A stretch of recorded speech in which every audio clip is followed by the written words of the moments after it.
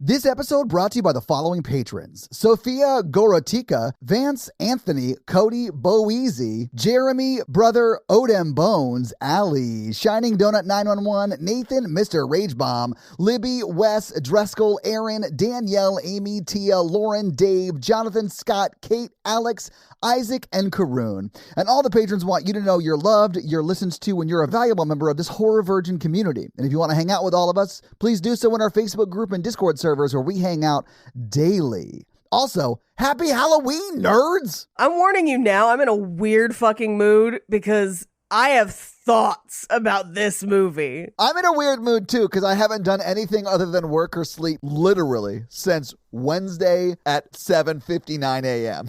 Except for record with us twice. It's a two for I week. said I worked. I haven't showered in conservatively 2 days. Mikey, I have not showered since right before I went to that work event Wednesday night. Working from home is great.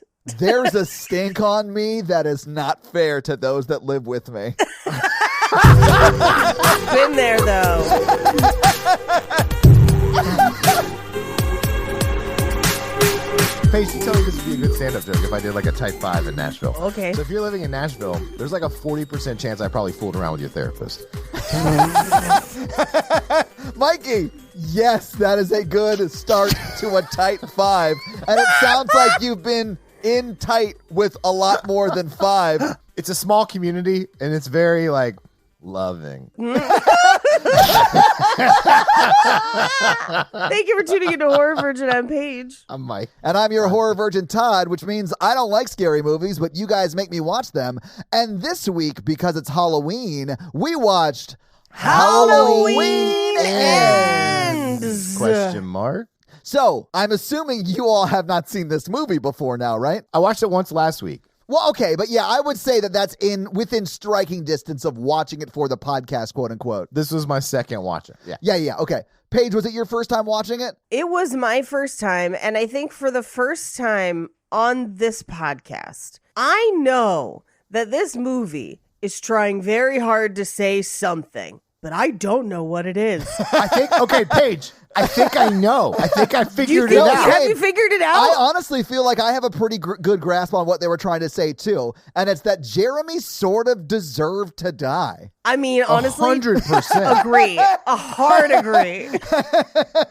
No, clearly I'm joking, but I do also think I sort of understand what they were going for message-wise. So, as a trilogy, Halloween 2018, Halloween Kills, and Halloween Ends, here's what I think. This is my hypothesis here. Hit me with it. That overall, it's about, like, the nature of trauma and the nature of evil. Yeah. And Okay. how those interact. Yeah, that's And- exactly what I thought this was bringing to a conclusion. I can see that. I think they're real clumsy with it, but sure. Yeah. I think, one, it's hilarious how upset people are. I fucking love that people are so upset. They are By this fighting movie? all over. Yeah. Oh, you mean angry about this movie? I thought you meant the people in the movie that are angry at Lori, and I'm No, like, this no, is no, the no, no, no, wildest, most misdirected rage. I have not publicly said a word about this movie because of how crazy people are being about it. I understand the passion, though, because this has been like a series of movies that have been going on for like 40 years, and now it's coming to an end. Winky, It's not. blinky. They're gonna I know, make I know. more. But like, I definitely think it's the end of Laurie Strode's story, and I Yes. think that I people think so. wanted that to be like this big epic thing, like Avengers Endgame, and it just wasn't. So I understand like why people are mad, but also this movie's pretty fine. Halloween H2O is the best Halloween sequel, and I will die on that hill. You will die alone. It hurts me that you didn't say Halloween 3 Season of the Witch, because we all Yeah. know that's the best sequel. I don't even consider it. That's its own franchise, where that is my favorite film of that franchise. Because it's also the only film of that franchise. Yeah, but Halloween H2O, from what I understand, is most people's favorite sequel. Outside of the Rob Zombie one, some people prefer that track, like that timeline, Yeah. if you will. And that's the other thing to remember about Halloween movies is there's like multiple timelines where it's like choose your own adventure, kind of. But with these movies, man, it's such a strange, disparate chasm of like, Well, they're three really different movies. yeah, And I that's kind of so weird. like that. It's weird. And I'm not as invested in the Halloween franchise as most horror fans, I guess. I like it, and I like big budget horror or whatever. But I like the first movie kind of, it really deals with like that concept of like your mental health issues and your trauma are not your fault, but it is your responsibility to deal with. Yes. And it explores it with the first movie with Lori of like how she didn't do well with that at first. Right. The second movie is like how the town definitely has not done well with it. And then the third movie is seeing it very personally with this guy who, because we all have the opportunity if something bad happens to us, like if you choose to do evil to someone else or someone chooses to do evil on you, it does kind of pull you in the direction of like you could like start manifesting very unhealthy mental health, I want to say habits, structures. Habits, like, and you see it really with this kid who Corey, it wasn't his fault that this kid had a big fucking heavy head and fell right over those stairs. But sure, that's why it happens. Fucking giant noggin crying himself to sleep on his huge pillow. Oh, Paige, I was about to make a So I Married an Axe Murderer reference. I love you so much. Okay, sorry. Yeah, I mean, it's not his fault, but you see him, like, he gets comfort in hurting others now instead of other things. And then you see Lori kind of come back from that, and I don't know how well it executes, but I do think it's saying some interesting things that I'm not used to talking about when it comes to horror. And like a lot of people wanted Halloween Kills, which is like, we want Michael to go around Haddonfield and kill everybody. Right. And I hated that movie the most. Well, I love the firefighter part. I hated Halloween Kills the most. Yeah. Of the three, Kills is my least favorite by a long shot. This one does not piss me off as much. I only wish, because it's a cool misdirect of where you think Michael is going to pass on his evilness to this to dude. Corey. Yeah, I thought the same thing until sort of right towards the end. I was like, hell yeah, let's do this. Well, that's where it really kind of falls apart for me, and I'll get to it after, but go ahead, Mikey, and then I'll break it down. I kind of wish they either went all the way with that, where Michael wasn't in this film, which would have super pissed everybody off. Yeah. So much. And just Corey was the bad guy. Or Corey and Michael don't interact until the end of the film, where like the whole film you think he finds the mask or whatever, and like, or like he's an imposter and pretends to be Michael, and then real Michael finds out, like Friday the 13th Part 5, the chocolate bar killer guy. But and so I think his interactions with Michael kind of weaken the film, because I don't think that is really in Michael's character sheet or whatever. But I mean, like, yeah, on Michael's resume, you won't see excellent mentor. Yeah. like what are we doing? Right. If like 80% of the movie was like watching Corey become Michael Myers, and then at the end, real Michael Myers shows up, murders the fuck out of him, and then Laurie murders him like the end, I would have been like, that was unexpected and very cool. Yeah. But them interacting, I think, weakens the film. So I kind of liked it. I landed on, it's not a bad movie, but it's not a Halloween movie. It's not a slasher, is what you're saying? No, it is a slasher. I feel like it's a slasher, too. I just want to clarify what you mean. No. I mean, it doesn't belong in the franchise. Like, it is a good movie standalone. It shouldn't be in this list. I feel the same way about the newest Evil Dead, where it's like, it's a good horror movie on its own, but it doesn't match anything else in the list. The remake? Yes, the remake. Yeah, it's way more serious. Like, Evil Dead was honestly campy and great, and the new Evil Dead was fucking scary, and I hated it. Well, right, but that same kind of thing of like, if you watch this, is this representative of what Halloween is for the other movies? No. Right. Not at all. Is it a bad movie? No. I think it fits in the trilogy. I think it kind of fits in the trilogy. Not really, though, because this movie ignores all the events of the last movie. Like, blatantly. How does it ignore the last movie? Dude, do you remember how the last one ends? It's why it made me fucking furious. Yeah, he murders like 10 people in town, and then he escapes. Not just that. Those 10 people murder him, like definitively do so many things. He gets back up and kills them and runs off. I know. That's what I'm saying, Mikey.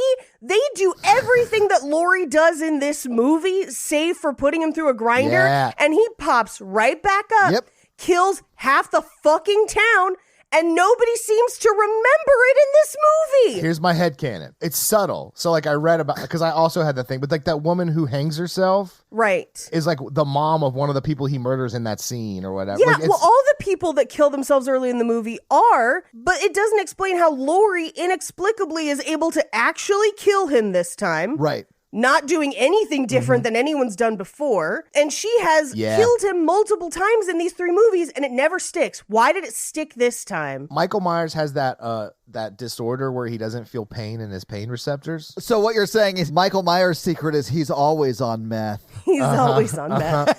PCP is his secret. But like those people in the street straight up kill him. And then he comes back to life. Yeah.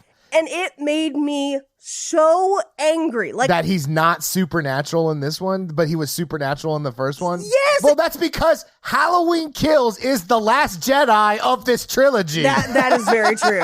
Maybe that's my true anger. Because I did like this movie a lot better than Halloween Kills. But it just made me furious of like, are we not going to explain this, but also not play by those rules? Yeah, he doesn't. What are we doing? He is more like the first film. Kind of, except the first film, he lives through a lot of stuff inexplicably, being trapped in that burning house and like so many things. Yeah. And then I was really here for a movie about how the wrath and the mistreatment of a town can contribute to someone turning evil, which is essentially what this movie is. Yeah, I thought that was the point of the movie for quite a large portion of it. Yeah. Yes. Which I'm into. I like that. I'm into it. And I'm following Corey. He has his own mask, which is different. And I'm kind of like, okay, see, I'd be here for this if this was the movie after this one, where Michael Myers is dead and this is new Michael Myers or whatever. Or this is the new boogeyman of Haddonfield and it just is a different name. Yes, I'm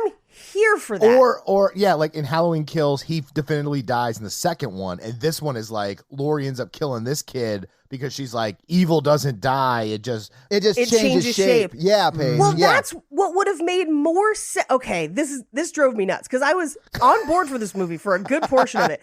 But then Laurie's whole thing is evil doesn't die, it just changes shape. Great. That explains Corey's story. It does. We're here for it. It completely breaks down when she just easily kills Corey and then Michael comes back and she's like, oh shit. And then just easily kills Michael. Like, what are we doing? I don't know, man. I wouldn't say it was easy. I was here for the fight between Laurie Strode and Michael Myers. Oh, it's a great cool fight. And I love the metaphor of the granddaughter coming back in and helping her and like, of course, sort of saving her from being choked by a man with half a hand, choking her with that half a hand. Sure. Whatever. It makes me so mad that Michael Myers is conservatively 83 years old. I'm not half that age. And if I sleep weird, I can't walk the next 100, day. And this motherfucker can have a fridge shoved onto him, hammered into a like coffee table with a like skillet, and he's fine? Like, what the hell? Yeah. Well, and I'm here for that fight. Me too. I love it. It's great. What I'm not here for is, first of all, Michael hasn't killed or talked to anybody in years and is just living in the sewers for no reason. I know that's an Easter egg from another Halloween movie. I get it. However, fucking why? And then this idea that he could impart Corey with some of that, then give me some indication of the supernatural thing he's imparting Corey with and make Corey hard to kill. What are we doing? What you don't know is that Michael Myers, before he moved into that sewer, went and stole a stone from Stonehenge and put it in the sewer. And that is what transfers the supernatural ability. We don't have to get into how Had a all bitch that of a time happened. getting it there. Yeah. We don't have to go into all that. And it's a cool misdirect because you think it's going that direction where like, oh, Michael's giving him his powers or whatever. And I was like, oh, okay, that's interesting. But then he's just like, you fucked up, kid. I got to take you out myself because you can't kill people, right? Nobody wants to work anymore. So he gets fired. It's more powerful for it to be Corey. Like, how much more powerful would it be if there was no Michael? Like, if Michael showed up in this movie, but it turns out it was all in Corey's head, and he's just the new guy. I would have liked that. Just evil in a different face. I would have liked that. I'm here for that. It felt like this movie compromised between a lot of creative visions. Yes, so I honestly feel like they were trying to make the movie you all are describing, Yes. but knows a very loud subsection of the fans would have literally lost their fucking minds if Mike Myers wasn't They're in it. losing it anyway. And I think by choosing that middle way of trying to please everybody, they sort of please nobody. But I mean, I do think there are some people who like this movie, and they're maybe not as vocal on like Twitter and shit, but like I didn't hate this movie. I like it better than Kills, 100%. Oh, yeah, I would I do watch too. this movie again. It's an interesting movie. I think 2018 is my favorite of this trilogy. But you don't really need kills. You could watch 2018 Halloween and this and be like, oh, the mom died. Yeah. Cancer? I don't know. But like, I feel like 2018 handles their metaphor best. I feel like that's the one that has the clearest storytelling, the clearest through line of what they're trying to say. I think it's still true to the originals, but with a different spin. Fucking love it. And then when they started kills and it starts like seconds after. Oh, that opening scene where he kills the firefighters rescuing him is my favorite moment from the trilogy and my least favorite of the movies in the trilogy. And then the movie just goes down fucking hill. Like that movie is a hot mess. This is a mess in a different way where it's like a good movie that doesn't fit in. Where like, watching it, I'm like, I feel like this was a script they got that was just a generic serial killer, and they turned it in and were like, oh, this is a good movie, but Michael Myers isn't in it? And they were like, fuck, write him in at the end. Yeah. If you look at the film, I think that this, because it's the same guy, right, who like directed the first one, the second. It is. That's what was weirding me out so much. I think he worked on the first one so much, and they were like, oh, what a great reboot. And then he had these interesting ideas for sequels, I think. And he had to compromise to get there, if that makes sense. No, I think you're right. That's the only thing that makes sense to me. Is one of your fun facts the alternate ending that leaked? No, I didn't find that. Tell me about it. Okay, so on Twitter, they were gonna end the trilogy with like Laurie like being like evil just doesn't die, it changes shape or whatever, and there's a creeping evil that you have to keep in check inside you or whatever, and then it ends with her murdering her own granddaughter. See, I'm here for that. And here, let me tell you why. What? Okay. She has the mask at the end. It's on her fucking coffee table. Yeah. Yes, that scene was in there. They spend so much time in this movie describing evil as an infection, how it gets into you from like different places, and it's something you have to keep in check. Yeah. And when I saw that mask on her coffee table for a hot second, I was like, is the next movie where Laurie becomes the new Michael? Because I'm fucking here for that. I'm here for that's such a wild swing in a different direction, but it would have been fucking bonkers. Like, it would have been nuts. I totally understand why they did not do that. It was filmed. Yeah, it was filmed. But at the same time, I'm like, because these events have shaped her entire life. Yeah. She cannot escape them. She is Laurie Strode. She will always be associated with Michael Myers. And once Michael is dead, who is Laurie Strode anymore? So I fully understand that. And I kind of like it. I liked how this film handled Laurie and her trauma, because she was like, hey, I spent 40 years as that my whole definition of my life. Yeah. He still came back and fucked everything up. Yep. So I'm going to be happy, because just worrying about it didn't help. I liked that growth. I did too. And it would have undone that growth. Yeah, it would have undone that growth. But I liked that growth. But I mean, I really do like that it's like, hey, when you choose to hurt people or choose to be evil, that ripples out into the world. Just like doing good ripples out in the world. Yeah. Right. And then like it's a creeping evil of like the more evil choices you make, the easier it is to be evil. Because even Corey, he kills that. We've all accidentally killed an unhoused individual. No. And he was like freaked out. I'm like, you should be freaked out. You accidentally stabbed and murdered that homeless man, which it happens. But then he started like really murdering people. Yeah. I was going to say, I do think the first two kills, Jeremy and the unhoused individual, like, who claims to be Michael Myers. Yes, he does. Clearly there's some like mental health stuff going on. I don't feel like Corey wanted either of those people to die. No. I feel like he wanted the unhoused individual to stop attacking him. But then he chose to bring the deputy over there to like try to get Michael to kill him. Oh, yeah. No, I mean, yeah, that is when it turns for him. But I do think, and I really like this about Corey, like Corey's character had this really tragic thing happen to him where he definitely saw himself as killing that child. Right. Even though the kid fully deserved it. It's interesting because the stories you tell yourself about things that happen to you. Yeah, that's what I was going to get really into. Shapes your perception. Yeah. Oh, okay. Todd goes to a lot of therapy. Well, I go to a lot of therapy and I've dealt with a lot of this type of issues, right?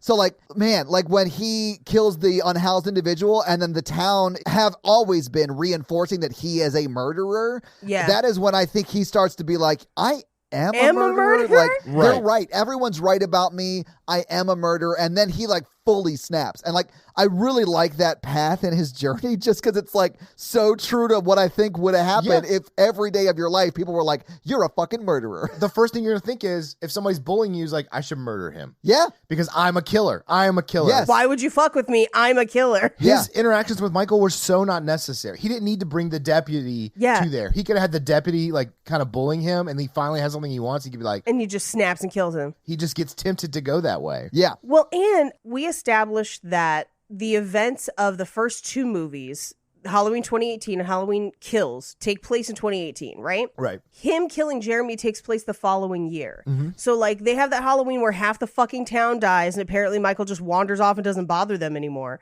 And then you have 2019 where he becomes the new boogeyman because he killed that kid, right? Yeah. Mm-hmm. I think it's all the ripple effect. The ripple effect of Michael killing so many people freaked that kid out. Yeah, it is. Which then kind of in a roundabout way causes that kid's death on accident. Well, it freaked Corey out and that kid. Yeah. And that kid. And so Corey then... what happens to Corey ripples out to other people, which then causes them to kind of turn on him in the town. That ripples out to Lori because she feels like she should be nice to him but gets too close. And it's like, it is that idea of like evil ripples out, which is why if you look at it from an evil ripples out perspective, I kind of understand Lori turning. I know that's not the ending everyone wants. I know it's not a great ending for her growth, and it's a very sad ending. Yeah, they would never have done that. Extremely interesting ending. Yeah. Yes. Yeah. I think one of the reasons I like this franchise, I mean, some of the movies, like, there are some scary bits in this. This is not a 1 for me on the scary scale, like, by any means, but, like, the Halloween franchise is not the scariest franchise, right? So I can usually get through them fine. But, like, I like the metaphor of, in Halloween, Laurie Strode is firmly, like, living in her trauma. She uses her trauma as a shield to keep her safe from the world outside, right? In the 2018, Yeah, in 2018 when it starts, right? And then by the end of it, she is very open. It's clear she's gone through some sort of therapy and she's like dealt with her issues. Yeah, she's writing a book about overcoming, not letting trauma define your life. Exactly. So she is like no longer going to be defined by her trauma. And I really love the shit out of that metaphor. I do. But like, I get why. I don't think you're wrong, Paige. I definitely think they could have justified it in the story to have her flip like that. No. I understand it's not a popular opinion. Yeah. No, I think Paige, that would be interesting. I just think they set it up where like the first movie pretty much shows that her life is like, he pretty much did kill her 40 years ago because she's so stuck in that trauma. Yeah. And then Halloween Kills was like the town's trauma. And then like, I guess showing her and the sheriff whispering to each other in the hospital was like, oh, that's what she lost. Honestly, I'm here for her and the sheriff. I want them to go see the cherry blossoms. I'm invested. And listen, I've also been to Japan. Like, I really do think they'd love to go there on vacation and see those cherry blossoms. Good for them. Also, you can see cherry blossoms in DC. It's very pretty, guys. Go check them out. It is very pretty. I fully understand that. The way this movie is set up, her growth arc from being stuck in her trauma to basically conquering her trauma, if you want to think of it that way, and trying to stop those ripples of evil, great. That does 100% work. Yes. I love a fucking flip, man. I do. Well, it just makes me more looking back. I think Halloween Kills should have been her killing Michael Myers. Yeah. Yes. And this movie should have been Corey's story. Yeah. Corey's story and her living a healthy life. So you have like the first one being like she's stuck, confronting her trauma is the second one, and then like growing and healing. Well, even with her daughter being murdered in front of her, she's able to like be with the sheriff. Yes. Have a normal life and like be happy. And she's writing a book. And then she's like, but evil, like you can either live in fear of your trauma or like become like, it can also cause you to do evil things. And I like as like Corey being like a foil of her coming out of trauma in a different way. Yeah. So let me pitch this to you with slight changes. Okay. Keep Corey's storyline almost exactly the same. Take out the sections where he meets with Michael in the sewer. He is just a burgeoning serial killer caused by the ripples of evil. He's on the come up. This is like his 8 Mile movie. Yeah. This is his 8 Mile. Influenced by Michael Myers because he knows all about those details. Yes, exactly. He grew up in Haddonfield. That makes complete sense. He would. Right, but he has his own mask, not connected to Michael. He is evil in a new shape. Yeah. Remember that Michael originally in the original films was called The Shape. He is evil in a new shape, right? Yeah. Okay. So then, remember everything Laurie says in this movie of you can run from the evil, essentially, or you can invite it in, which is basically engaging with the darkness to try and move past it, right? Yeah. Corey's killing people, and then all of a sudden, Michael shows up, and it's killer versus killer. Michael kills Corey. Remove the mask. Michael is Laurie. That she took on the mantle of evil to defeat the new evil. That'd be cool as shit. Yeah. That'd be fucking cool, right? Because she didn't do evil. Yeah. Because she didn't do evil. Yeah. She does it to protect people. She has to learn from her own evil that was done to her to defeat the new evil that is a risk. I like that. Because she tries to do it 2018. They're like, you'll be arrested. You can't be a vigilante and stuff like that. I love how nobody cares about that anymore. Because in this movie, they're like, vigilante justice? Yep, vigilante justice. Dude, at the end of this movie, when they carry him and strap him to the top of the car and there's no way that would happen. And I do love that I don't know, sheriff or whatever. Yeah, the sheriff. Because the cops are like, you cannot do this. And the sheriff's like, yeah, you can, ma'am. You can tonight. Yeah, what is happening? Anyway, it was nuts. Let's just jump into the movie so we can talk about it scene by scene. I do feel like there are going to be a lot of mental health hot takes in this episode, though. Yeah, for sure. The police paperwork's like, unknown people grabbed the body. We were unable to detain them. Everyone Body was found in Grinder. Yeah. No evidence found. What a mystery. Wrap it up, boys. You know what, officer? It was the damnedest thing. We were moving him, and he just tripped and fell into this grinder. Yeah, he had a classic Fargo, guys. It happens. Now, is this a metaphorical grinder? But let's just get into the movie so we can talk about let's get into the movie. So the movie opens with a radio announcer who is a local DJ who has the craziest conspiracy theories about Michael Myers through the entire film. I love it. Yeah. Everything he says is madness, and I'm here for it. But also, he's playing a song called the Midnight Monster Hop, and all I could think was, could they not get the rights to Monster Mash? Is that why this is happening? Paige, I legit thought it was going to open up in 1950s Haddonfield for some sort of weird flashback based on the music. I was like, what is happening? Are we about to go to a sock hop? You might be interested to know this. Midnight Monsters Hop is a song from the same time period as the Monster Mash. Of course it is. It was a competing monster song by Jack and Jim. I just love that out there were two bands that were like, hey, you know what we should do? Write a song about a monster party. Yeah. So it was released in 1959, and Monster Mash was 1962. Oh, shit. So these are like Oreos, because Oreos are just a ripoff of Hydrox or some shit. That was a cookie at the time. And everyone now knows Oreos because they did it better. Man, I love wild. It. I love that the people who wrote Monster Mash ripped off this song. That's hilarious. Because here's the thing. It was kind of a catchy song, and I was like, I've never heard this before, but why didn't they just get Monster Mash? But now learning that it's the OG, put some respect on Midnight Monsters Hop's name. Apparently. I honestly think they should have gone with the better monster song, Werewolf Bar Mitzvah. Oh, I love Werewolf Bar Mitzvah. Spooky, scary. Boys becoming men. Men becoming wolves. Then we fought some Draculas and Frankensteins too, because you gotta love Bar Mitzvah, even if you're not a Jew. Werewolf Bar Mitzvah. There's a whole 3-minute version of that song. They use less than 30 seconds of it in that 30 Rock episode, but you can buy the full 3-minute version. And honestly, guys, don't. It's weirdly funny. Anyway, so Haddonfield, Illinois, Halloween night, 2019.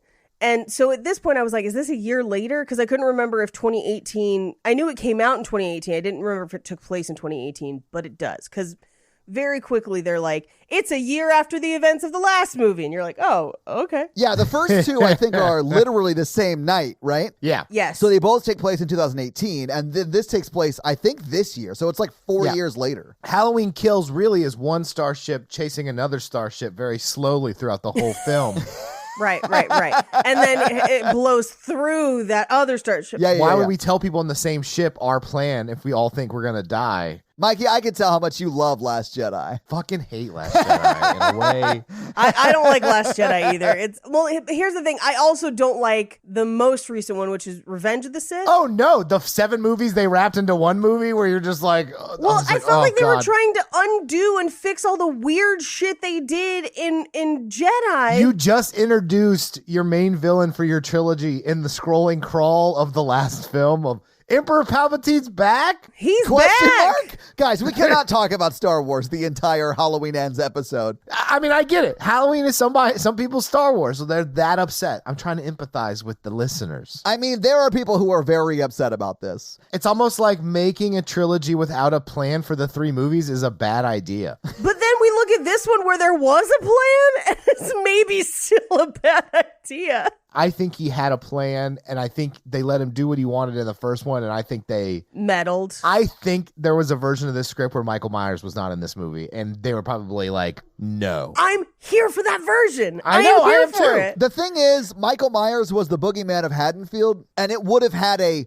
boogeyman of Haddonfield if Corey was the only person in it. Yes. And I know saying that is going to piss off a lot of people because they're going to be like, well, it's not Mike Myers, and that's true or whatever. But that's why Halloween Season of the Witch is so fun. It fucking slaps. I know. And also, the movie has to outlive literally Laurie Strode. Like, she's not going to live another 50 years, right? Right. So we need to have someone to carry on the franchise. Let that be this movie. Or make a sequel out of Halloween H2O where Michael Myers wants to kill Josh Hartnett because that's his last living relative. Yeah, that's true. H2O takes the different track. Yeah, well, because this one, Halloween 2, never happens, which is where they Right. introduce Laurie being his, like, lost sister or whatever. But H2O carries that on. Yeah. And he's hunting Laurie's whole family, which would mean that Josh Hartnett would be the last surviving Strode that he has to murder, which I'm also here for a Josh Bring it Hartnett. back around. Yeah, Bring yes. it back around. Mikey, that is just the dark version of King Ralph, and I love it. Turns out your relative got busy with Laurie Strode next to a dumpster, and now you have inherited the country of being hunted by Michael Myers. All right, we got to talk about this movie, man. We're 40 minutes in. How dare you lecture me on that after last night's travesty of Ghosts? That Ghost episode's going to be one of the best episodes. Jesus Holy Christ. It's going to be shit. Texas Chainsaw Massacre levels of weird. Todd said the same sentence last night. He's like, we're an hour and a half in and haven't talked about the movie. I'm like, I know. I'm so tired. Okay, let's start it. Oh, wait, were you not recording this whole time? Oh, yeah. Halloween ends. No, fuck you. So Corey arrives at a house to babysit, and we establish that he is normally the guy that mows their grass. Yeah, he's their pool boy or whatever. Yeah, and he's like a kid they know, and he's 21 and trying to save up to go to engineering school. Yeah. In the 2019, he does say he's 21, and he, like, ponders drinking a beer at one point. And then chooses chocolate milk instead. Yeah. Which I think is their way of being like, see, he's a good boy. Yeah. But then the chocolate milk gets smashed in his hand later. It's like, being good doesn't do shit when the world is against you. You who infects you with evil. Ooh. You have you-who-itis. We're going to have to amputate. It's not the you whose fault. It's that wobbly head giant boys problem. Okay, can we talk about how the band geeks are the bullies in this movie? Can we talk about that for a second? So many thoughts about that. We got to wait till we get to them. Okay. Put a pin in that. I'm sorry. Yeah, we'll Put a pin pin it. in that. They must all have been trumpet players. Put a pin in I it. was going to say that, you bitch. Yes, 100% they have trumpet players. Take the pin out and take his joke. Put the pin back in. Todd, no more comments. No more Pins? comments, No, Todd. take Pins? the pin out. We got pins. You motherfuckers. Okay.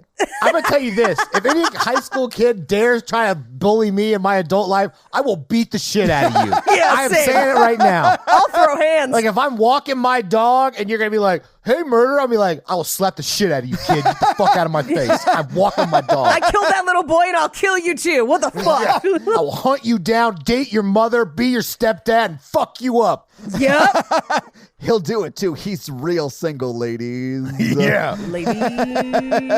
That main bully had some real trumpet player energy. You're right. Trumpet player or French horn. He was definitely a brass instrument. I know that for sure. This is definitely a school where their football team never wins because the band has that much energy. Yeah, We're a yeah. nationally recognized band. We were in the Thanksgiving Day parade at Macy's. You ever hear of the Rose Bowl? Exactly. My cousins got to do the Thanksgiving parade because my cousin Jason was a percussionist, and my cousin Sarah was a color guard person who was like super good at it. So they did that in high school. In my experience, the drumline and the color guard are very big fans of each other. I would hope not. They're siblings. Well, I don't mean them specifically. I'm just saying, they probably dated a lot of each other's friends is all I'm saying. Here's what I have to say about knowing what groups of the band date each other. Gods don't bother themselves with the details of ants' day-to-day life. Oh my God. And Mikey, I'm assuming that you're referring to yourself as God. I said gods. Oh, well, I mean, that would still make you a god, right? Mm-hmm. Oh, man, I would love to throw shade, but I was in a lot of school plays. Oh, and honestly, a lot of band people dated a lot of drama people in my school. That's why I thought I had a chance with that Rachel girl who I went and saw Blair Witch Project with on our date with 5 other guys. Well, yeah. I thought I had a chance, man. It was the whole drum line. It was all the snares. Anyway, so Corey shows up in a house that has way too many stairs. This is like a 4-story house. It's at least 3 because that's how far Jeremy falls. I mean... Is Jeremy the kid's name? Yeah, Jeremy is the kid's name, yeah. Fuck them kids. I would like to... Wow, I would Mikey. like to read the text messages I sent to you guys at 1 a.m. your time and 11 p.m. my time. It was very funny to wake up to this morning.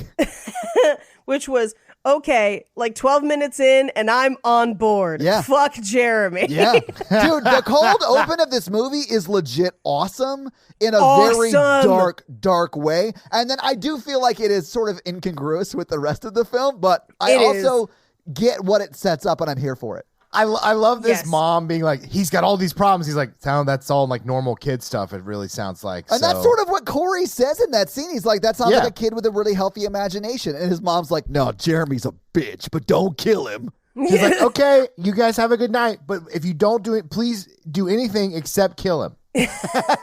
When I used to babysit, I would get lists of crazy things like that where you're just like, I mean, tell me the food allergies, but like... Yeah, food allergies are a must. Other than that, it's a kid, like, I'm not going to show them porn. Like, what do you do? Like, we're going to sit down and watch whatever Disney movie they've watched 52 times this week. And you're going to pay me $35 an hour. An hour. Not me. I'm be like, we're watching my favorite movie because this is my time. Yeah, honestly, Mikey, you would be the Corey of this movie because he made a kid watch The Thing, and I know how much you love that movie and hate children. Yeah, and he only stopped at the scariest part. He's like, oh, maybe this isn't great, but you know what? I'll burn a fun fact here because there are a lot of fun facts for this movie. The reason they include The Thing here, it's a shout out to the original Halloween where they're watching The Thing from Another World, which is the movie that The Thing is based on. Yeah, okay. Very cool. Yeah. Anyway, so they're watching The Thing and the kid's being just like a little brat. Jeremy is the worst child. Yeah. I mean, there are worse children. I mean, he's the worst kid of this movie. Yeah. Yeah. Well, and he's been given an inch and is taking a mile. Yeah, he's a rich man's son. You could say it. I get what you're saying. Well, because Corey, I think, tried to be cool and was like, yeah, I'll let you watch a scary movie or whatever. And instead of being like, cool, Corey, we're buds, he's just like, oh, you'll let me do whatever the fuck I want. Yeah. It's just like, yeah. So Corey goes to try some of that zucchini bread, which did look delicious. It did. Yeah, I'm here for zucchini bread, banana bread. I'll eat any of your breads. Yeah. And then he chooses not to drink a beer. He drinks a chocolate milk. And then when he comes back, Jeremy is just fucking gone. And that would be, as a babysitter, nothing more terrifying. Yeah. Holy shit. Because you're just like, oh my God, someone kidnapped the kid. Everyone's going to think it's my fault. Just like everything. And we hear Jeremy, because he searches the whole house. He searches outside. He searches everywhere. And we hear Jeremy upstairs screaming. And because this is a Halloween movie, you're like, oh shit, is it Michael Myers? Like, oh my God, what? I didn't think for a second it was Michael Myers. I was like, fuck this child. He's the worst. Because it's too early to reveal Michael Myers. Yeah. I thought the kid was going to hide and Michael Myers was going to kill this Corey. Which, honestly, that would have been a cool reveal because I don't think you expect to see Michael Myers this early. So I think you're like on board for this kid's the worst. Well, a cool take would have been like, they do like a montage of all these deaths in Haddonfield after the cold opening. Yeah. If like Michael, like another take would have been like Michael's doing evil still, but just doing it like covertly. Like, well, it's implied later in the movie that there are people missing in Haddonfield, and he is killing them. Yes, it is. In the tunnels. So, like... Those are just other scores he had to settle. Like, those are just the other franchises of movies they never made, but other Michael Myers beefs. Right. Michael on Michael action. No. We hear Jeremy. Corey climbs up 3 flights of stairs, which is enough to make me kick that kid down them because fuck you. I think we proved definitively in our cold open that kid wasn't kicked down the steps. His heavy head and gravity his did heavy the job. Head displaced his weight. Yeah, because I was looking at the guardrail height. I really like went into the scene rewatching it, and I was like, the only way he would fall off if his head weighed twice as much as his body, which is possible, I guess, and that's why it cracked open when he fell. And literally all the king's horses and all the king's men couldn't put it back together again. Yes. The reason it happens is inexplicably the door to the attic faces directly opposite the banister. Yeah. And so he goes into the attic to look for Jeremy. Jeremy shuts him in there and locks the door, but I think Jeremy is also holding the door shut. Or just standing super close to it. Because when Corey kicks the shit out of that door, it hits the kid, right? I would have came back with my chocolate milk, lay on the couch, because I didn't hear a door open and shut. I'd have been like, okay, kid, if you want to hide, that's like your thing, but I'm going to be right here. Now, if the kid would have ran out and I heard a door shut, I would have gone outside and been like, okay, you got to come back or I got to call your parents. And then I'd been like, hey, your kid ran away. And then the parents would be like, the cops will be arriving because you're our prime suspect. No, I'd just be like, your kid ran out the door. It's Halloween night. He grabbed some shit and ran out. I was like, not my fault you have a monster kid. Whatever. I didn't do nothing wrong. Honestly, Monster Kid was also a song in the early 60s about a kid running out of his parents' house and going to a monster party. Kid. If you think I'm playing hide and seek and going up 3 flights of stairs, you're fucking wrong. He's a little piece of shit, a monster kid. Yeah. Mikey, I agree with you. I'm not climbing 3 flights of stairs. I'll be here when you come downstairs. It's fine. Yeah. Or I would have stayed in the attic because then the parents would have come home and been like, where's Corey? And then the kid I think would have that's the had Haddonfield stuff where he thought Michael Myers was trying to get him. Yeah, probably. But it's one of those things where it's like, if the parents come home and the child has locked the babysitter in the attic, that's on the kid. A little bit. Yeah, 100%. It's all on the kid. So he's trying to break out of the attic and he's starting to panic because he's worried about Michael Myers because everyone's still afraid of Michael Myers. It's only a year out and it's Halloween night. It literally is the anniversary. I get why people would be freaked out. Yeah. So Corey kicks the door open. Like a man. The door flies, knocking Jeremy off the banister, down 3 stories onto the marble floor. Insta-dead. As his parents walk in, like his parents watch his head bounce off the hardwoods. Like it was graphic. My favorite part of the whole film is that the family never cleans that blood up. No. And they must have conservatively lived in that house for at least 3 months before they sold it. They haven't sold it. I think they moved out. Like they had enough money to move out. Yeah. And that house has been vacant since then, which is why Corey sort of lives there for a while in this movie. Yeah. But as Jeremy hit the floor, I was like, what? Like, I know. What are we doing? What is this movie? This was not the most graphic cold open of this later trilogy, but it was the most that like hooked me in. I was like, what the fuck? 100. Anyway, so we cut to 4 years later. Yeah. Lori has bought a house in Haddonfield. She's writing her book. She lives with her granddaughter, and she's trying to write her memoirs and kind of put it all behind her. So this is where we get the montage of like people who have like died of suicide or unfortunately killed others. Yeah. And this is also where we see Corey being put into a police car and he just says it was an accident, like, and no one believes him, although we know it was. Yeah. You know? I mean, it seems like he's not really like in trouble for it anymore. So I think he was found not guilty, right? I think what probably happened is he pled to a lesser charge and probably did some time and is now out. Like an involuntary manslaughter kind of thing. Although that charge may be way longer than the 3-year difference. Yeah. Well, we just don't ever see him in jail, you know? We don't. No, he got off because don't they like pick on him about it? They pick on his lesser charge at one point. So he definitely pled to a lesser charge. And I wrote it down somewhere, but it's later in the movie. Okay. He may have pled and got time served or something. Yes, I think that's what happened. Okay. Because the second they investigate that crime scene,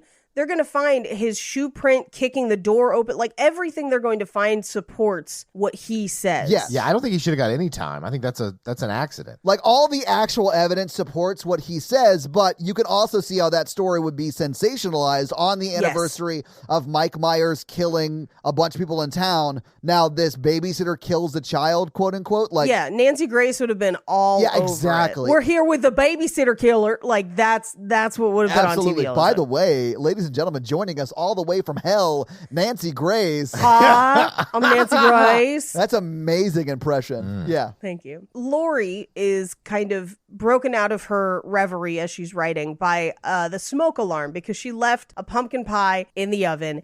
And I don't know if you guys, you may not have been, because maybe you weren't on Food Talk or Food Book. Last year, a woman bought a Marie Callender's pie and put it in the oven at like 700 degrees or something crazy, and then just left it there for hours. And then blamed Marie Callender. She was like, you ruined Thanksgiving. And it's like a charcoal briquette of a pie. Yeah. And there's a million memes about it. It's one of my favorite things. It makes me laugh so hard. Yeah, I've seen it on Reddit. Yes. And when Lori takes that pie out of the oven in this movie, it looks exactly like that burned Marie Callender's pie. I would love it if someone would take that meme, and when they do the reverse shot of the pie itself, where it's just that, they just crop in that picture of the pie. So it is like that exact one. Love it. I love making fun of that pie. It's so funny. I do love how Lori's granddaughter then tries to turn off the smoke alarm by hitting it with the back of a broom. Like, I was like, bitch, what are you doing? Wave the broom in front of it to wave the smoke away. What are we doing? Beat the shit out of that thing. Poking at it with a stick? I hate smoke alarms. I'm sure they save lives or whatever, but fuck them. This is coming from a guy who has taken a smoke alarm into the driveway and broken it. Like, I've done that. In a fit of rage because I hated it so much. Because it wouldn't stop beeping? Yes. And I replaced the battery 4 times, Paige. Yep. Oh, Been there, I learned that my smoke alarms are tied to my security system that was pre-installed. Yeah. And so like lots of fucking shit beeps, not just them. They're like, it's like the whole house is like beep, beep, and I'm like, this is terrible. What is happening? It scared the shit out of me. And it's always like at 2 a.m. when it happens. Always. Anyway, so Corey is riding on his bike and he's late to work. But as he's riding up, we hear Willie the Kid, the DJ, talking about like, nobody's seen Michael Myers in 4 years. Where he's been. Where is he? Nobody knows. Little do we know that like he's pretty much turned himself into a Ninja Turtle. Yes. The secret of the ooze is murder. That's why there's so many rats. It's Master Splinter. Exactly. If Corey crawls into that tunnel for the first time and is met by Donatello, I would have lost my goddamn mind, but it would have made as much sense to me. Yeah. Teenage mutant serial killer, heroes in a half shell, stab, stab. I have heard that the original like comics of Teenage Mutant Ninja Turtles were way darker than the show and stuff was. That's true. So like, yes. maybe that's canon. I don't know. They are way darker and way more explicit. Yeah. Yeah. Anyway, his dad, who runs this kind of, it's like a junkyard / mechanic kind of thing. And his dad, Roland, who knows? His dad runs it, and his dad gives him a motorcycle in this scene to just basically be like, hey. It's so sweet, really. Like, he and his dad have a very sweet relationship, and I think that's why he doesn't target him to try and kill him later. I agree. And it happens as an accident. But yes. Yeah. But we cut to Allison, Lori's granddaughter, getting pulled over by a creepy cop who I guess was dating her and then is pulling over to just be like, I just wanted to see you, which is a upsetting power dynamic. I thought that at the beginning too, but he really pulled her over because her muffler's dragging on the ground. Yes, but he is very creepy about it. He's very creepy about it, and then he continues to be creepy. Well, he's very clearly her ex, and it seems to be sort of recent-ish. I mean, I got the vibe it had been like 3 months or so. Not like, it hasn't been like a week. It's been a length of time. A while. But he still feels like he can get back in there, and she's very clearly like, it's over, you're a bad dude, I don't want to have anything to do with you. Yeah. I'm strictly gonna date serial killers after this. I got the vibe that he felt that he had access to her even though they were not dating anymore. Yeah, I felt that too. And I did not like that. He rang as villain to me almost instantly. I mean, when a cop pulls you over and more or less says, I'm writing you a ticket for driving without my phone number. Like, that's his vibe, right? So, hey, girl, you drive with that ass? Yeah.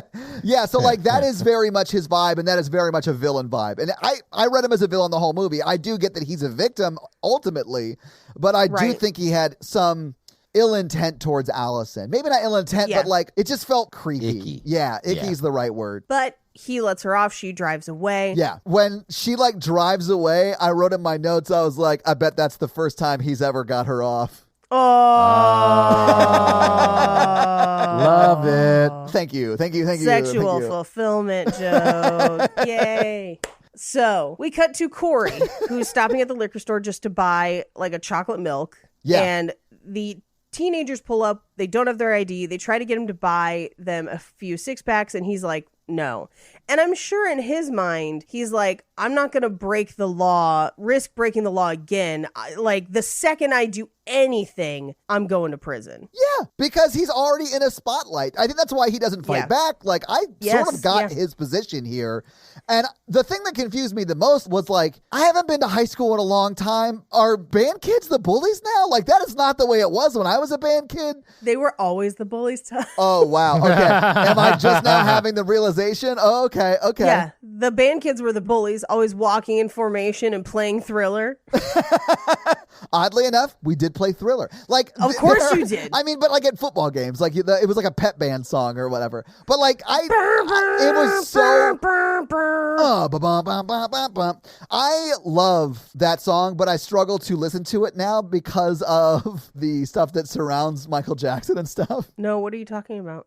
Oh, Paige, I hate that I'm the person that has to explain this to you. He's a werewolf. You clearly have not seen the music video for Thriller. Yeah. He makes it very clear. Anyway, so Corey won't buy them beer for understandable reasons. Yeah. But these kids are fucking murderous. They're like the kids in Let the Right One In. Yeah, band kids.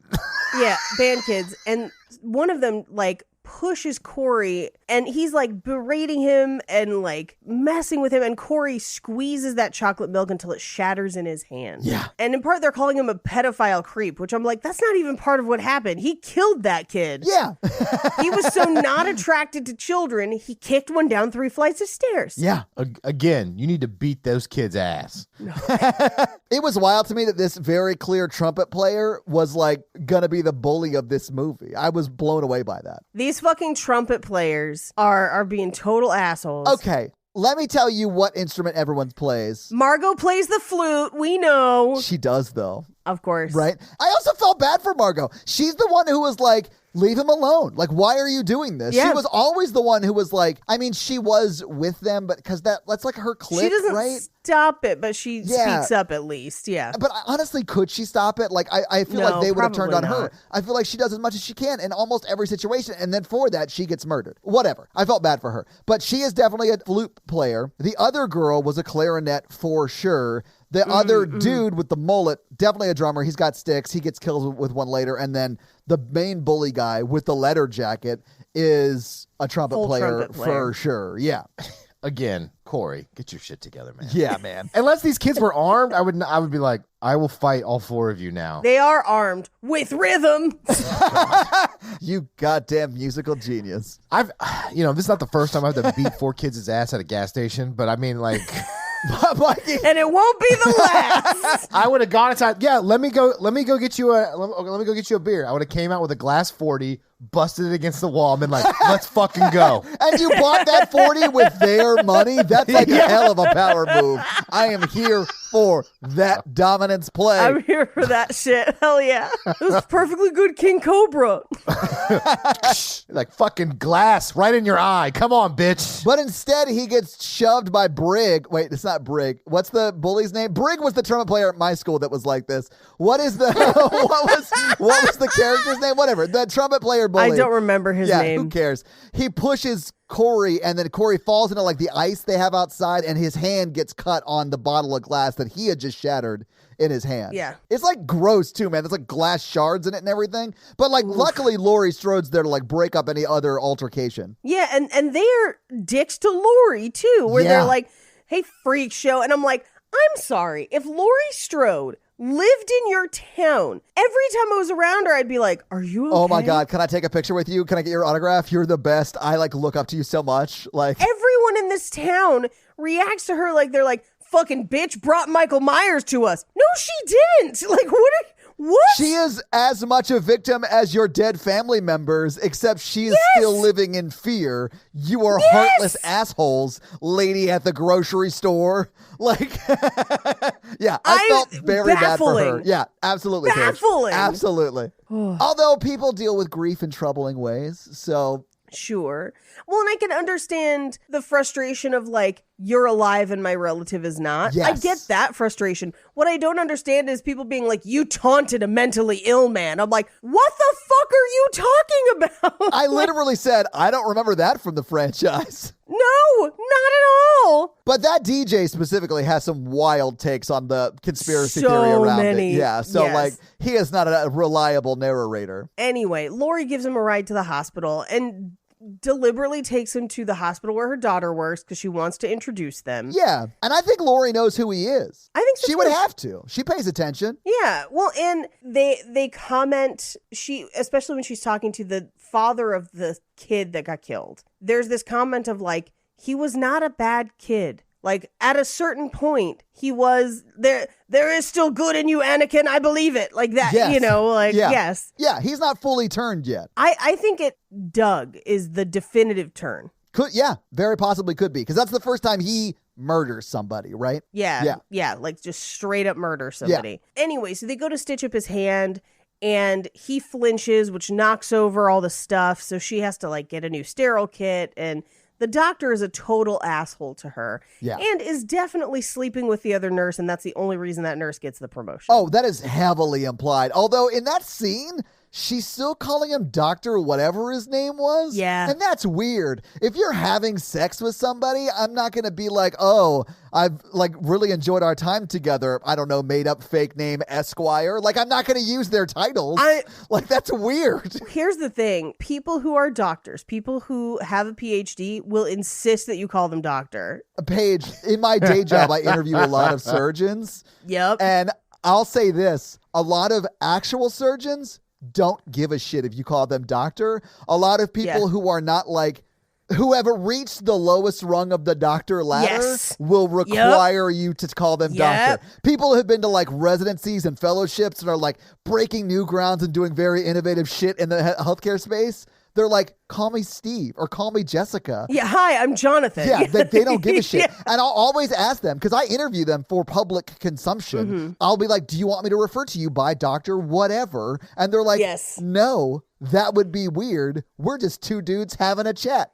And I literally had a guy, his name was Dr. Khalid. Okay. He said that exact thing to me. He was like, no, we're just two guys having a chat about it. And I was like, love that. And then at the end of the episode, because I was so tired on that trip, I said, thank you so much for joining us, DJ Khaled. And then we both had a very big laugh. I mean, it'd be hilarious if DJ Khaled got a PhD in anything other than eating pussy, because we know he doesn't do that. But like, it'd have to be an honorary degree from a made-up university that he started. Right. I understand it when you're being introduced in a formal setting, like if you're, receiving an award, or if you're on TV, or if you're like Mr. and Mrs. So-and-so, and then to be, Mr. and Doctor, or Doctor and Mrs. and like whatever. Yes, sure. Cool. Fine with it. It's the impersonal conversation that it drives me completely nuts.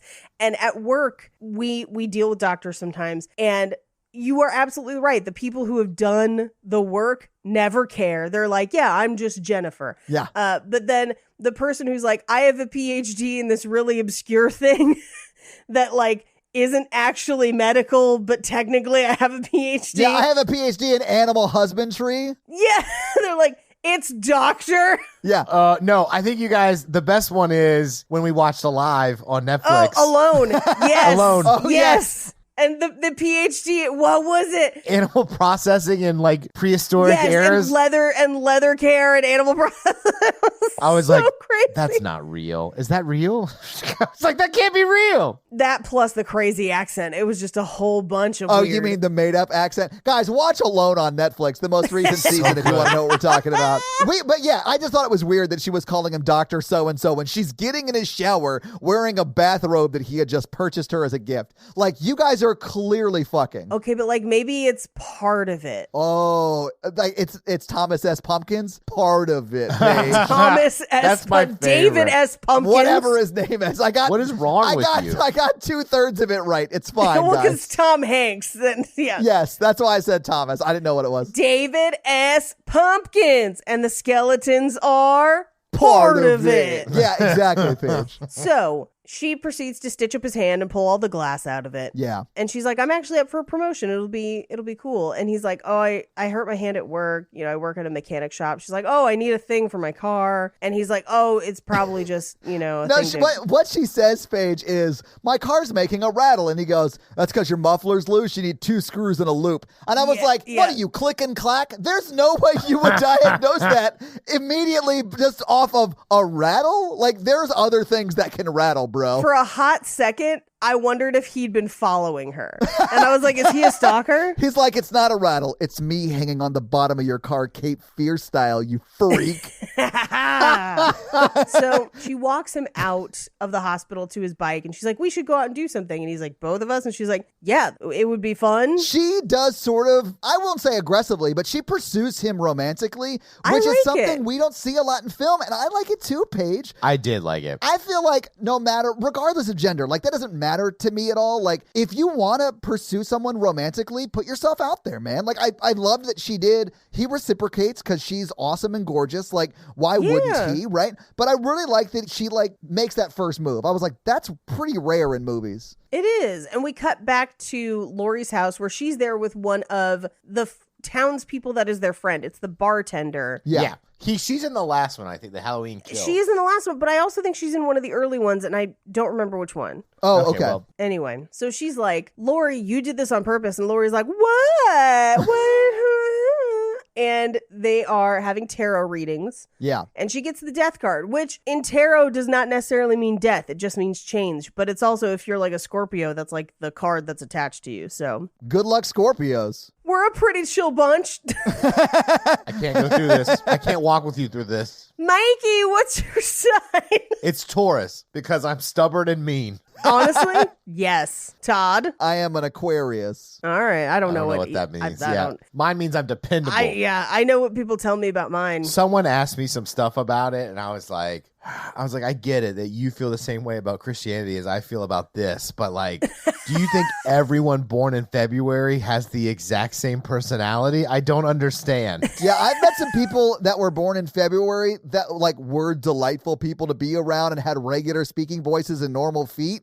So like there are differences between people that share common birthdays. Yeah, but do you know who else was born in February? Abraham Lincoln. We share a birthday. Hitler. Wait, was Hitler born in February? And he has great feet. No, Hitler was born in April. What are you talking about? But like not everybody in April became Hitler. Is that, you know what I mean? Just most.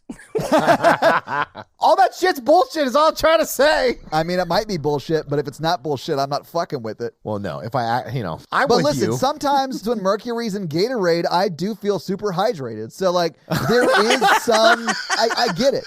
There's some electrolytes out in the universe. Yeah, it's not all wrong, Mikey. I am a believer in the real for a while until I have to be confronted with it. Like, I'm like you, Todd. Like, I see a lot of people who say that they're possessed by demons or there's a demon inside them or whatever. I see, I have to assess them, until they start throwing chairs with like levitating chairs at me and start talking Latin and then tell me the sins of my deepest, darkest sins. I'm just going to go ahead and still assume that they need help.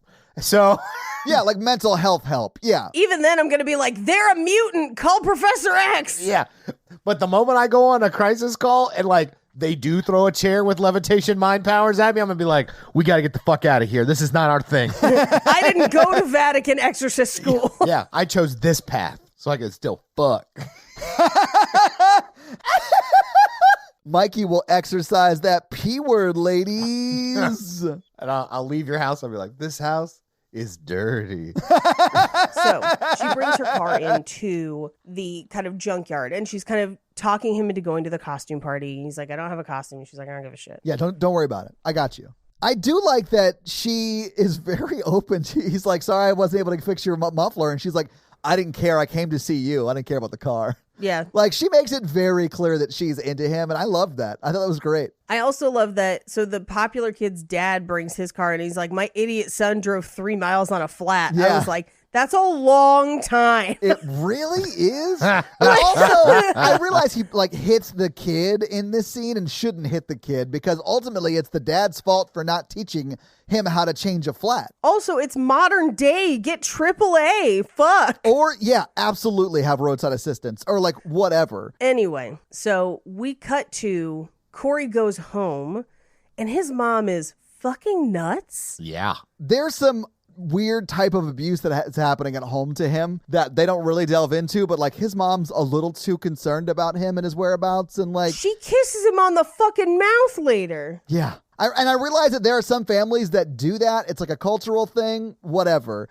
It felt sexual in this movie. I've seen some of my friends kiss their parents on the mouth because it's part of what they do, and it wasn't like sexual at all. This has a vibe of sexual. Yeah, there's some overtones of sexual in this that you just don't see when people are doing it just like as like a hello or goodbye or whatever. Like I've kissed my parents on the mouth. That's not weird. Yeah. The way it happens in this movie, weird. Yes. Oh, and boys who keep secrets don't get custard. What? I was like, bitch, boys who keep secrets just ate the custard. That's how you they're keeping that secret. All right. So we cut to the grocery store where the butcher of Haddonfield is apparently one of the brothers from Texas Chainsaw Massacre. Oh, really? No. Oh, but he's just like, well, I got your meats. And, like, he's got a crazy accent.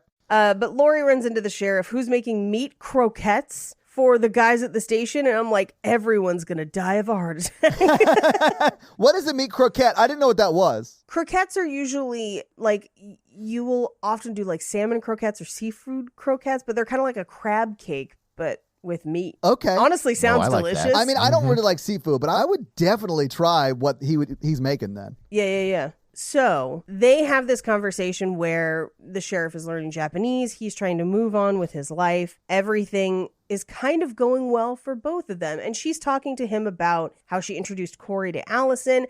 And even he says, like, I always thought Corey was innocent. Everyone kind of is like, it was unfortunate, but we do think it was an accident. Yeah, I mean, he would be the person who has probably the most information, or at least access to the most information about the actual events of that night, right? Right. So I would believe his judgment. Absolutely. And at this point in my notes, I just have fuck already. Because, like, I know. I don't know how they went 4 years without dating. Like, I don't understand. Because it clearly telegraphed at the end of the last movie that they were going to get it in, and then they didn't. Maybe they did. Maybe they, like, fucked on and off for, like, 3 years, and they're like, I don't know. Maybe. That part doesn't work for me either. I think they should have been dating during this whole movie. Or been together. Yeah. Like, if they were married in this last movie, I'd have been fine with it. Yeah. Old people deserve love too, y'all. Yeah.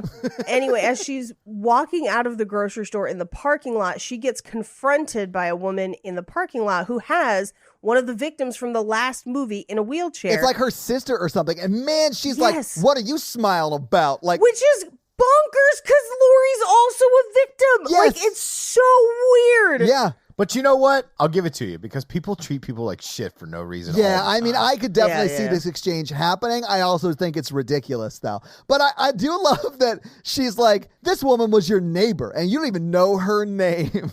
And I was like, oh, shit. I could only tell you one of my 2 neighbors' names, and that's because we spoke 2 days ago. Yeah, I was going to say, I recently learned a neighbor's name who has known my name for a long time. Yeah. I'm not great with names. So we cut to Corey and Allison are going to the Halloween party. And we do get Willie the Kid, the DJ, talking about how he thinks Michael Myers also killed Pope John Paul I. And I was like, John Paul I? Like, that's so long ago. I know. I loved it, though, because to me it was like, all right, finally a guy who gets it. Like, he knows the truth, and we're going to hear it. I loved it so much. I also love that he is, like, just a, like, 1970s rock DJ in the middle of 2022. Right. Yeah. He even like sort of dresses like it. Like I'm like here for that dude. I love his energy and I love that he's on to the truth. Like I love it. I feel like a conspiracy theory podcaster or live streamer would have made more sense. Oh yeah, absolutely. Yeah, because that would be very 2022. Yeah. This is very 1972. Yeah, it was strange. Yeah. Anyway, we cut to the party. And he's dressed as a scarecrow. She's dressed as a cat because they literally just put masks on and went to this party. And her friend is like, hey, she's dating the guy that fucked the old lady at the nursing home. Just kidding. It's the guy that killed a kid because her friends are assholes. And also, Paige, like, that's a weird first misdirect. Like, who is that person that gave you the idea of, like, who was having sex with people at the nursing home? Like, we need to address that issue that's going on in town, Spoiler, Michael Myers. Anyway. He's having fun at the party, but he's like taking his mask off, which I was like, ooh. Wait, why did that make you go, ooh? Because she does not like, he's a butterface. I mean, he grew on me through the movie, but for me, it was a safety thing of like, people know who you are, man. Oh, and like, yeah. That's fair. Yeah. And they don't think that because you also are a victim of this horrible event that happened to you, that you can't experience love and joy because they're terrible people. Okay, cool. Good look, Haddonfield. Yep. And he goes to the bar and the mom is there. Oh, yeah. And she's like, oh, so you're just here dancing and having a good time, even though you fucking killed my son, and just like shouts him out of the party. Yeah. And he's understandably upset. Yeah. I understand his reaction here where he's like, you brought me to a party where you knew this could happen and you kind of talked me into going and whatever. Like, I get it. I get it. I get it too. I don't think he handles it the best way. I mean, he doesn't react violently. He removes himself from the situation. Right. But I mean, I think he could have handled things better with Allison. Yes. But I mean, ultimately, he had to get out of there and did. Yes. And so he leaves on his own, almost gets hit by a car, and the trumpet players who've been bullying him this entire movie, they pull over to hassle him on the overpass. Oh, you mean murder him, Paige? Yeah, because he pulls a knife to be like, back up, and they throw him over the overpass. Yeah. And then they just run away. And Margot, at least, is like, oh my God, we killed a kid. Like, which, first of all, no, he's an adult. He's an adult, but secondly, like, what the fuck? I'll Like, say this, though, and I happen to know the lawyer that's defending this case, and their case is Corey's got a heavy head, and when he hit that side rail, it just pulled him down. And like, ass over apple carts. yeah, it's not Briggs' fault. I know that's not his character's name, but that's his name. You know what I'm saying? Right. He's just got a big ass head. Corey is like a foot taller than these kids too. And like the fact that he just lets himself be overpowered by these band geeks is killing me. Yeah, I do also get that he doesn't want to get in trouble with the law again because he has to lay low. Yeah, Yes. I know. But he pulled a knife. I get it. But Mikey, if that was you and unprompted, like 4 17-year-old kids came up to you and were like messing with you, I have no doubt that you wouldn't stab them in the throat, each of them. 17-year-olds look like adults. If you're going to come fuck with me, I will fuck with you. Yeah, I'm not checking your ID before you get an ass beaten. You know what I'm saying? Yeah. I mean, you should probably check IDs before you touch asses. Also, I'm definitely not going to fight anybody. I am the kind of person who will A, get beat up, or B, outrun you. Those are my two options. I'm not fighting anybody. Anyway. Yeah. We cut to Lori's house. Now, this conversation in the context of the alternate ending is very interesting because Allison comes home and she's really mad. And she's like, and Lori's like, what are you doing? And she's like, am I not allowed to be mad? And she says, no, you can. You can be mad. You can smash things. You can ruin things. But you have to be careful because it's addictive. Yeah. Which I think really kind of speaks to the rest of the movie. Yeah, it does. You're absolutely right. Because this is like, I think, Corey's beginning slippery slope into becoming not the next Mike Myers, but that's what it sets up, right? Right. Because we saw Corey land under the overpass and then someone drags him into the tunnel. So he wakes up in the tunnel and tries to limp his way out. But as he's leaving, something grabs him and it is Michael trying to choke him to death. You definitely see it. Yeah. But for some reason, he's not like in the same like chamber as he's like hiding in like a little crack in the wall where Michael can see it all and he's like choking him through it. It's weird. Well, here's what's really interesting because when he brings Doug down there and we get a better look at kind of the whole shebang that's under, there's a knife in the stone of the wall that he pulls out. Yes. And then in that stone, it looks like there's a reflection of Michael's face, almost as if this is like a cave that creates Michael's. So I thought we might get at some point a reveal that Corey has been imagining Michael the whole time, and he's the one that carved Michael's face into the side. 100%. Like a Fight Club-esque reveal. We didn't, but I thought that, because of all that imagery. Yeah, but we don't. It's just more confusing. Right, no. It's not as good as that. Right. No, it's really happening. Yeah. So he crawls out of that tunnel, and one of the men living under that overpass grabs him and is like, he takes people in there. Why'd he let you live? Go in there and get me that mask. I'm Michael Myers. Which for a second I was like, is Michael Myers like 007? I mean, that is almost like what is set up in this movie, Paige, which I'd be here for. I would have been here for. I do like that in order to become Michael Myers' current mentee, you have to murder his current mentee, right? And that's what happens here, because clearly this man experiencing homelessness under this overpass was Mike Myers' mentee, and then he kills him, and then he becomes that. Right. Because the original Michael Myers has been living like a king in Patagonia. For quite some time. He fled to Argentina. He also was born on April 20th. Anyway, so he stabs this old man because the old man attacks him. So, like, it is self-defense. But he, like, throws the knife. He goes home, is washing off in the bathroom, and his mom will not leave him alone. And she's, like, mad that he was she believes he was out all night with Allison and is just like, filthy girl. And I was like, oh, there's some badness going on here. Yeah, I didn't like it at all. We cut to the hospital where it's revealed that Allison didn't get the promotion, but Deb did because she's fucking the boss, like the doctor guy. Yeah. I mean, we find out why she got the promotion almost immediately. But you can also see how much it pisses off Allison. And honestly, the doctor's treated her like shit every scene you see the doctor in. I knew the doctor was going to die the first time they interact. Okay. I'm just going to play devil's advocate here. Of course, you're going to take up for the man. Paige, buckle up here. Mikey's about to have a bad take belt. I'm not going to take it for the doctor, but we never get told if she's a good nurse or not. She could be killing people up in there. We see that she's a good nurse when she takes the glass out of Corey's hand. Okay, that's a small procedure. We don't even know what type of nursing floor she is working on. I thought it was the ER. Or wound care. Could be. She could be terrible. Of course, that's why she didn't get the job. Not because the lady who got the job is currently fucking the guy who's hiring for the job. Yeah, it's clearly because Allison wasn't qualified. Mm-hmm. Just saying, we don't have all the information. I think we have enough information, Mikey. I think we do too. Look, I think there's good people on both sides. This is why people think you're an alt-right propagandist. As Otis Productions head of HR, I think that he definitely did something wrong. Yeah, well, I would say even if she is the better nurse, hiring the person you're sleeping with is wrong. Yeah, absolutely.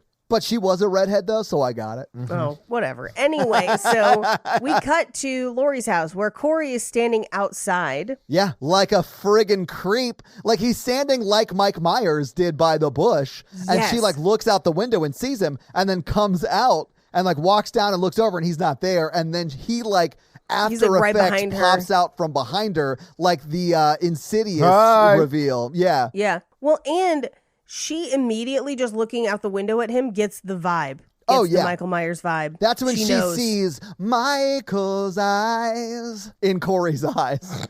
Paige, are you all right?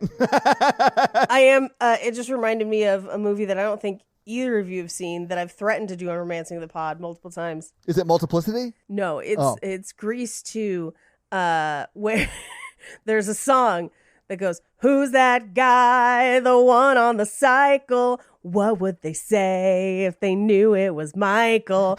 Looks to me like he can really fly." This is a long song, Mikey. Guy? I'm checking out.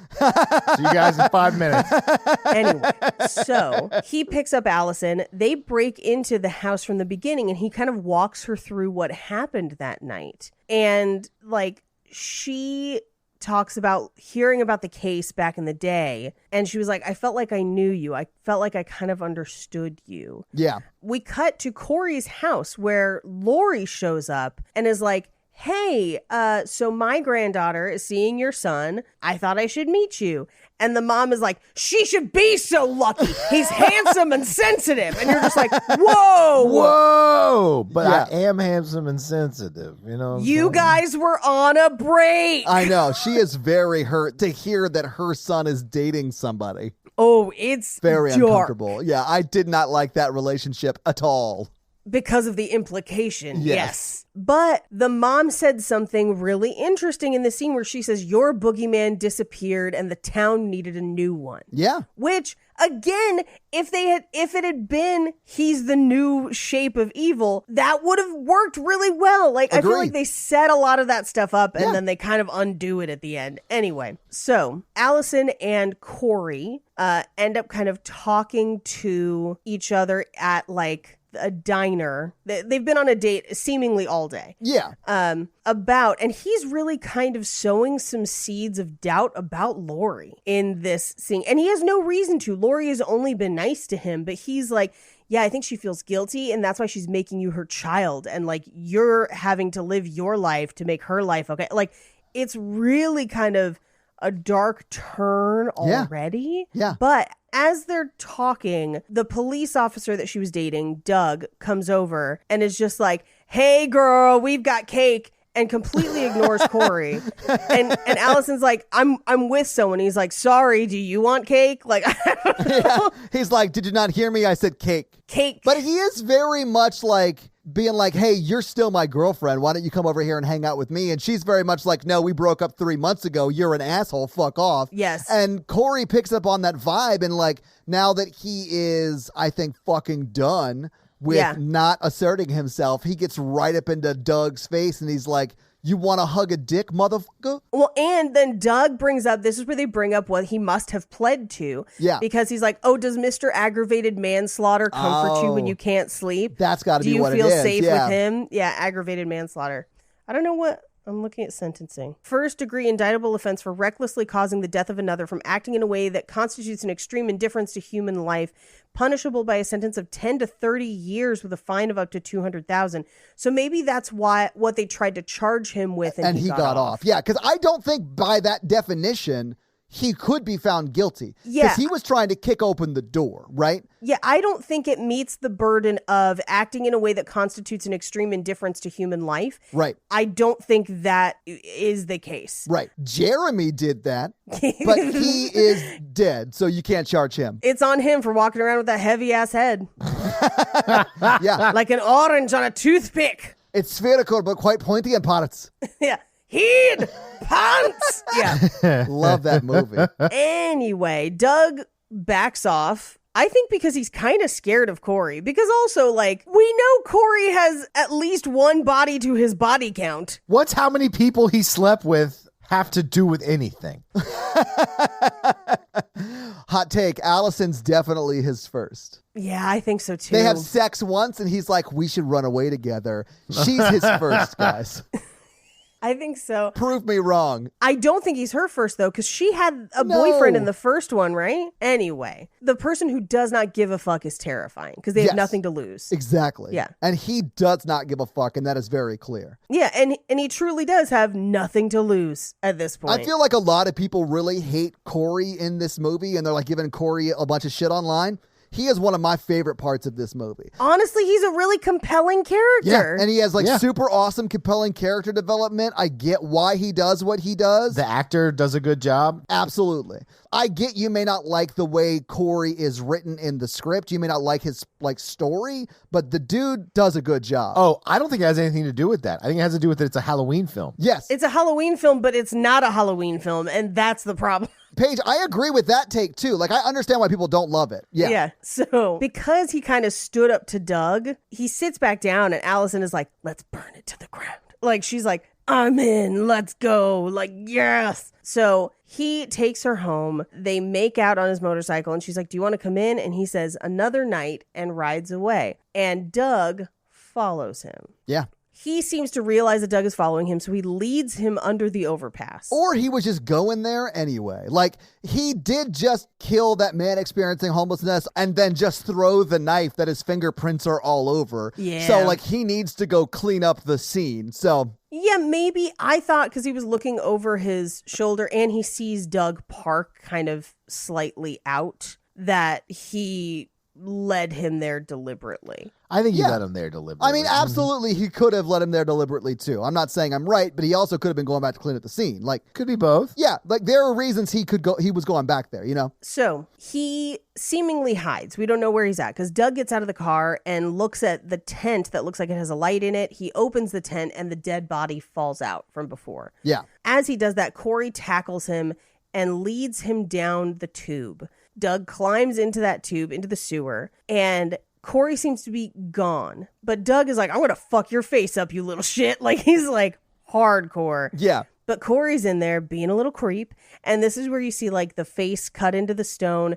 And Michael launches out and attacks him. And Corey holds him in place while Michael stabs Doug to death. This death felt a little sexual to me. Yeah, a little bit. Corey is holding Doug and Michael is just stabbing him over and over. And it was shot in a way that made it look a little... Well, because he's holding Doug, so Doug is like laying back on him, which to me made me worry, like, how long is that knife? Is he going to get stabbed too? It's just an average size knife. It's just an average size. Listen, Paige, it's not about the size of the knife. It's about what you do with it. Yeah, it's the rhythm of the stab. You know what I'm saying? And the angle, rhythm and angle. Yeah. You're such a size scream queen.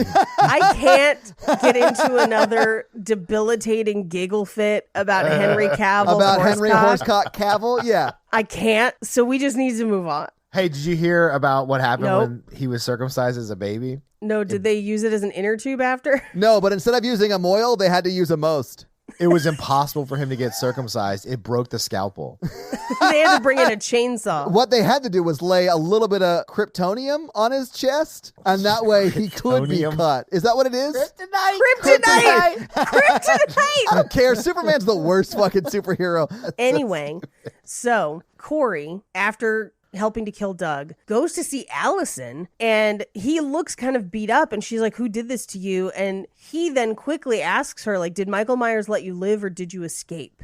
Yeah. And she's like, my mother saved me. And she kind of cleans him up, and then they go upstairs to bone it out. They definitely do. And have you guys ever had sex with a murderer? Probably. Probably? Really? Mikey? I don't know. I was going to say, unless Jake needs to answer some questions real quick. Do you really know anybody? You know what I mean? Honestly, that is a question. It's worth asking. Okay, would you date somebody who accidentally opened a door and then a child fell 3 stories onto their head and died? Yeah, I would. Yeah, because I want the tea. I want to be like, yo, what did Jeremy do that made you snap? Yo, how heavy was Jeremy's head? Did you ever like lay him down on the bathroom scale just to find out?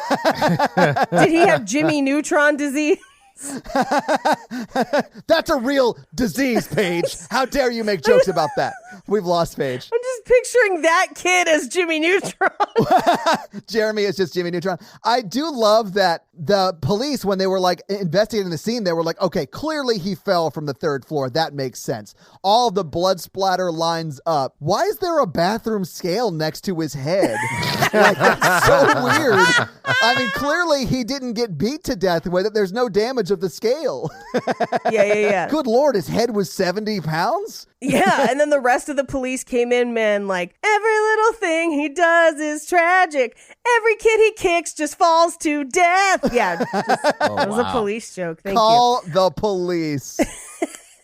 Why is Sting here? He's here to measure the head. You know what stung is him after he hit his head after falling 3 stories. But of course, Stuart Copeland doesn't show up because he's an asshole. Sorry. Right. That is a drummer of That's a police deep cut police joke. Yeah. Listen, and I love Stuart Copeland. Dude's amazing, but he's also an asshole. He's the kind of guy who on like VH1 Behind the Music said, I'm not Sting's drummer. He's my bass player. Yeah. And I'm like, it's Sting, bro. And I'm like, hey, Stuart Copeland, I'm a drummer too. But like, I know whose job it is to like entertain, and it ain't mine. You know what I'm saying? Sit down, Stuart. Like, no one's going to come see you without Sting. Yeah. You know who's going to go see the police without Stuart Copeland?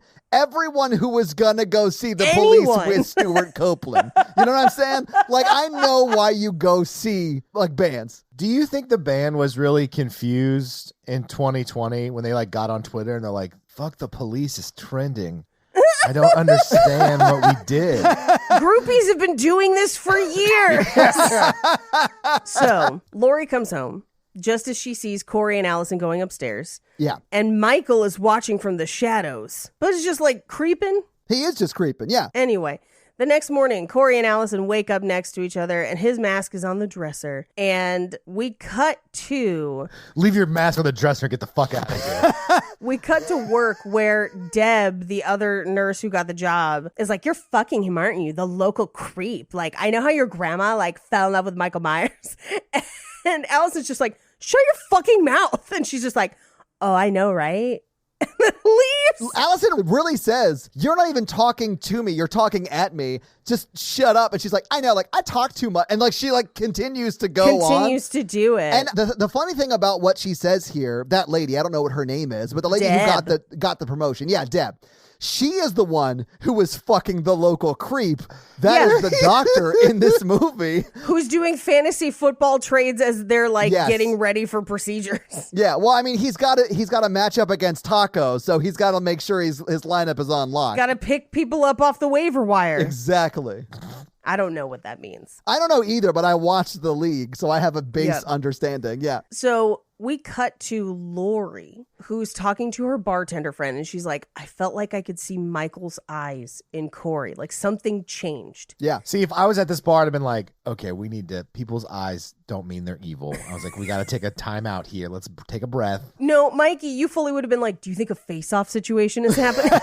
Do you think he went through the face-off machine? He took his eyes? Did Mike Myers face waterfall anybody when he was in town last? The best part is that they cut to him stopping that car and like asking Corey if he, like, I'm going to apologize to Corey and let him forgive him. And like the only thing that makes Corey look evil is like he squinted his eyes when he leaned into the car. Like, well, here's what I needed. And I thought I was going to get it in that line. Because essentially the bartender's like, there's someone you should meet. It's the father of the kid that Corey killed. Yeah. And the father is like, I think it was an accident. I've always thought it was an accident. I think he was a good kid. And I don't know if the town turning on him or what turned him into something else. But I stopped to see him the other day and there was a darkness inside him. And what I needed to hear was that Corey did not recognize him when he stopped him. Yeah. That to me would have been like, it is not Corey. It is evil. Something else has taken over. Yeah, I agree. there's like infinite better ways to illustrate it than they did. Yes. I thought it was weird that Laurie Strode started walking around town with a Polaroid, just stopping cars saying, have you seen these eyes? Yeah, and then her arms turned into this like liquid metal and she's like, anyway, so we cut to Dr. Mathis and Deb at his very cool mid-century house. It is really dope. I was here for it. House. Dude, the pool in the middle of the house, like with the stonework was super cool. Like obsessed with like the cabanas. I would have fucked him too, Paige. That's what we're saying. Right? We both would have fucked him. Like, yeah, Paige, I get it. A pool in a courtyard. Ugh. I don't know how a house from Palm Springs was magically transported to Haddonfield, but I'm here for it. It was great. I saw palm trees in that backyard. Like, yes. Yeah, it was amazing. It's wild, but yeah, I love that house. He's like, I've got a bottle of Un Bon Climat, and I'm just like, bro, she's already at the house. Yeah. You already gave her the job. Everyone knows what's happening here. Promotion and a robe. He might not be the nurse manager. He might just be in an unrelated position of power, which is also bad, but he may have not been the interviewer. It's all it doesn't matter, I do like Mikey. that Mikey's take is, it's probably not as bad as you guys think it is. She's a travel nurse. Travel nurses make bank. They do make a lot of money. Yeah, good for them. Anyway, so we cut to, she's kind of getting ready in the shower. He's like prepping the cabana and she hears a thud and calls for him and he's not there. And she comes out and the bottle is broken. The pool area is dark and she sees Corey with a bag tied around his head, just brutally murdering him. Like this is a brutal death. It is. It's wild. So she runs, she slams his hand in a glass door. But as she backs up, Michael Myers is there and he bats clean up and chokes her and then pins her to the wall with a knife while Corey watches from outside in a very voyeuristic way. Oh, yeah. I didn't understand the scene after that where Michael and Corey made out. I didn't get it. It's a callback to Natural Born Killers. Oh, dear God. I mean, yeah, it is pretty wild. I thought it was really cool the way he stabs through her and she's stuck. It's like stuck in the wall. Like some of that shit was really cool and done very, very well. Yeah. I think that's a reference to the first movie. Doesn't that happen in the first movie? It's happened a couple times, Okay, I think. okay. Yeah.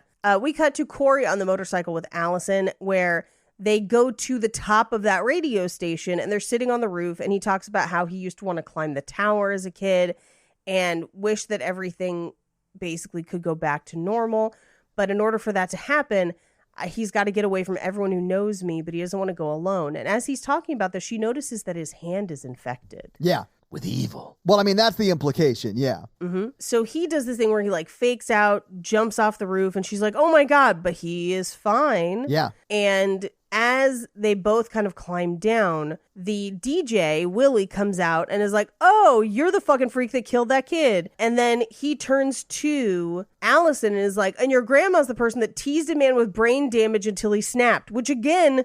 That's not what happened, right? Not established. No, right. Yeah, I don't understand where that's coming from. It's a myth, you know? Yeah. I mean, he has some awesome hot takes and I'm here for him, but... Yeah. And I'd be like, who are you? You're like a small town radio DJ? Are you like, is this radio a nonprofit? Do you make like $2 an hour? Like, how is this even a career? Like, no one listens to the radio. The Haddonfield murders didn't even happen. It was crisis actors, and Michael Myers is actually one of the Hollywood elite, and he's just doing it to be paid in adrenochrome. Exactly. Well, I heard Paige. Michael was only killing people who got the vaccine. And he's tracking them with 5G. Oh my God. So we cut to, they basically agree that they're going to leave Haddonfield together. He goes home. And his mom immediately is like, she's trying to take you away. Get out of my house. And then kisses him on the mouth. After slapping him. Like, it's such a weird dynamic. I hated it. It's super weird. And then his dad just says, I hope you find love, as he leaves. Yeah. And you're just like, what the fuck? We cut to October 31st. Halloween's or Jesus-ween, depending on your belief system. I've never heard of Jesus-ween, but like that sounds sexual. There's a bunch of bus ads, like billboards, that are like, this year celebrate Jesus-ween. And I was like, guys. Do they not understand what that sounds like? No. And then there are other people in like the comments online where people post it. They're like, how about Hollyween? And then people are like, boy, do I have something to tell you about the history of Halloween. I know, right? Like, Jesus. Okay, whatever, man. Like, you got to get your people straight. Both of you guys. You got to figure that shit out. Those aren't my people. I don't know what's wrong with you. That's amazing. Jesus-ween. Because I feel like even other Christians I know were like, guys, no. What are we doing? I mean, I know of plenty of Christians that are like more your two speeds that are like our speeds. Yeah, that are like, what the fuck is that group doing? You know, like what in the fresh hell? Yeah, exactly. Like, oh wow. And it's just like a tone deafness that screams white lady, you know? Yes. Well, you know, people brought it up internally, like you're talking about, Todd, but they just don't have the emotional energy to fight those internal battles right now. Like, refer to my last email. I think this might be misconstrued. And then after the third meeting, you're like, fuck it. If you want to call it Jesus-ween, do the fuck whatever fuck you want. I don't get paid enough to deal with this shit around here. Which I don't know why. So when I was growing up, I grew up at the height of the Satanic Panic. What? Yes, she's serving. Anyway, so... I bet Paige, same. We all did. Yeah. Our church called it Fall Family Festival, where, like, you still wore costumes, like, you still carved pumpkins, there was candy, a bunch of games, but it was considered this, like, safe alternative to other Halloween stuff. But most people also trick-or-treated, so like it was just Halloween by a different name or whatever. Yeah, like you trunk-or-treated, right? Exactly. Yeah, like that kind of thing. Did the same thing. Yeah, absolutely. Here's the thing. I'm about 99% sure that that's what Jesus-ween is also. Sure, yeah. Mm-hmm. But just call it Fall Family Festival or something. Like, what, Jesus-ween? What are we doing? It's troubling, Paige. It's a branding issue. I have issue with the branding. Okay. I don't have issue with a church creating a safe place for people to be on Halloween. No. It's the branding. Exactly. Yeah. Anyway, so it's Jesus-ween. And Corey is now sleeping in the house where he killed that kid because his parents had kicked him out. Yeah. And he wakes up and Lori is there. And Lori's like, yo, something is fucking up with you. Yeah. You've got Michael eyes. Murder eyes. Yeah, exactly. One look at you and I see a knife you've got. Murder eyes. Yeah. Mikey, how does it feel to be on a podcast with two musical geniuses that can make up music on the spot? I don't know when they're showing up, but I'm excited. I don't know what podcast you think I'm on when I'm not recording with y'all. It's called, what was the one in Dashcam? Band Car. It's called Band Car. Yeah. Band Car. Anyway, so she's basically, stay the fuck away from my granddaughter. And he's just like, if I can't have her, no one will. And she's just like, well, fine then. And so she leaves. She's like, this escalated very quickly. Yeah. Yes. Like their feelings did in 1 week. Yeah. It is a very Romeo and Juliet story. They have sex one time and they're like, we have to run away together. And then one of them dies. We have to poison each other, but then sleep in a grave. Fuck Paris. He can die too. Yes. He calls her in one of the creepiest phone calls ever and is just like, we have to go. I need you to meet me at the diner by 74 because your grandmother wants to kill me. Paige, that is exactly how he was in the room. I don't know what to tell you. It was very sexual. He was masturbating. Wow. I do love that, like, she is at work, but they're planning on leaving forever. Yeah. And she's worried, like, I'm at work. I can't leave right now. But you're leaving forever, lady. Just, like, go. It's not like your boss and Deb are there anymore to, like, hold you to your schedule. Yeah. Hold on. I have to put in my PTO. You got to put out your notice. And yeah, I mean, you can't.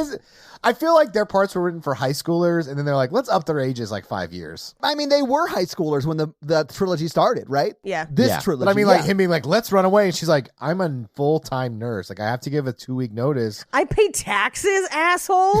Like, yo, I got to worry about my credit score. Like, we got to worry about, like, actual real-life shit. But no, this is Romeo and Juliet, so it's fine. Anyway, he goes back to the tube and fights Michael and steals his mask. Yeah, because you know how Michael's like a little bitch who can't hold on to his mask? Yeah, but Michael's got wicked core strength. Dude. Because anytime people beat him and he just like sits straight up, you're just like, man, the abs on that guy. Oh, I know. Like if that was a real 75-year-old man, the second he tries to sit up like that, his legs would go up too. Like there's no way he's doing that. I would love for somebody to superimpose the sound of chiropractic adjustments over him sitting up every time, just like crunch.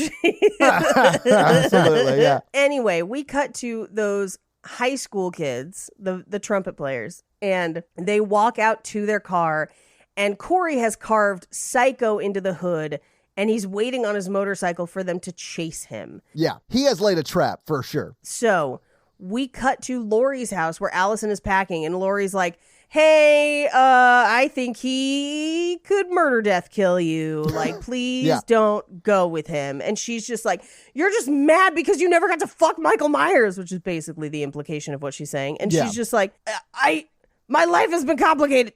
Please don't go. All right, bye. So she leaves. And as she leaves, she's like, he's on a dark path. And I'm like, what is this? The Force? Like, what is that? Like, he's gonna kill younglings. He already knocked one off that banister. Meanwhile, he leads the trumpet players to the junkyard. And one of my favorite parts of the junkyard is that it cuts into his dad's office where his dad is watching Hard Target with Jean-Claude Van Damme. I didn't realize it was Hard Target. That's amazing. It was Hard Target, and it's at towards the end where they're like fighting in the Mardi Gras parade float storage like area or whatever. And Wilford Brimley is just like, laissez le bon temps rouler. Just like shooting. I'm sorry. Hard Target's fucking great.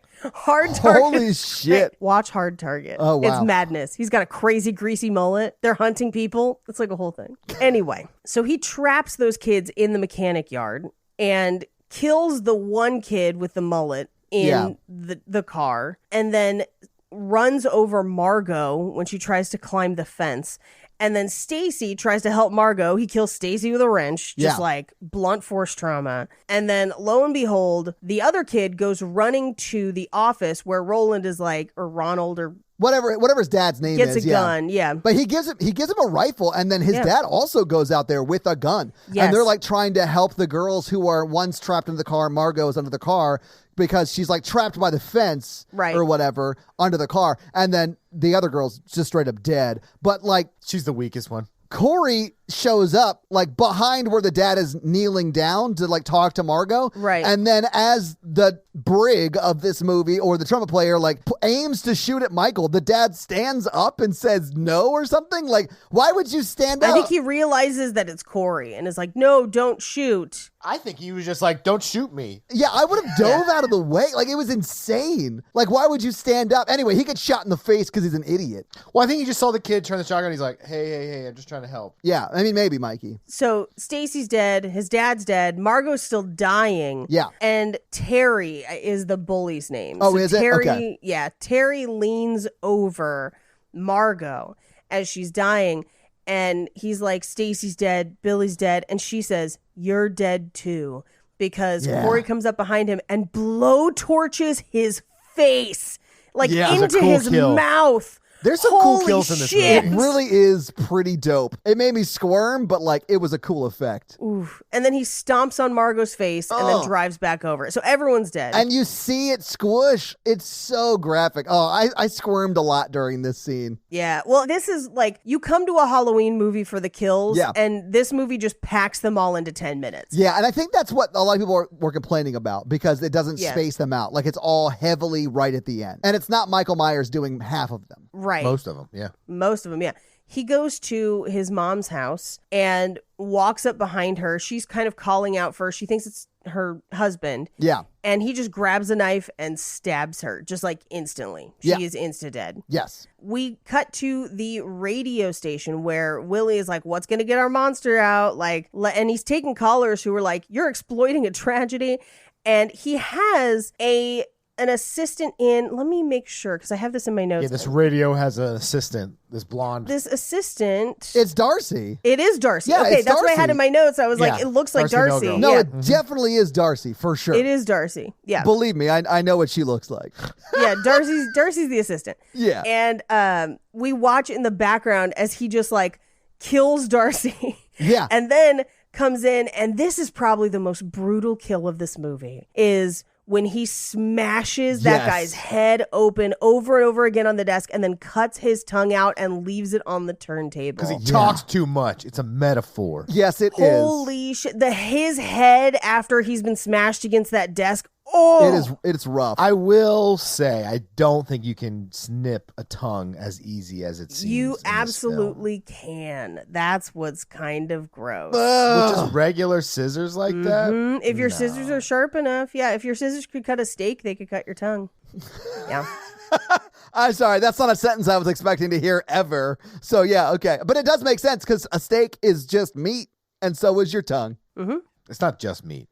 It's life. What? Anyway, Allison pulls up to the restaurant and her phone buzzes and it's Lori. And she ignores it, but Lori's leaving her a message. And it's just basically, I'm sorry for what I said. Please come home. Yeah. But Corey hasn't shown up to meet her. So she goes to his house. Nobody answers.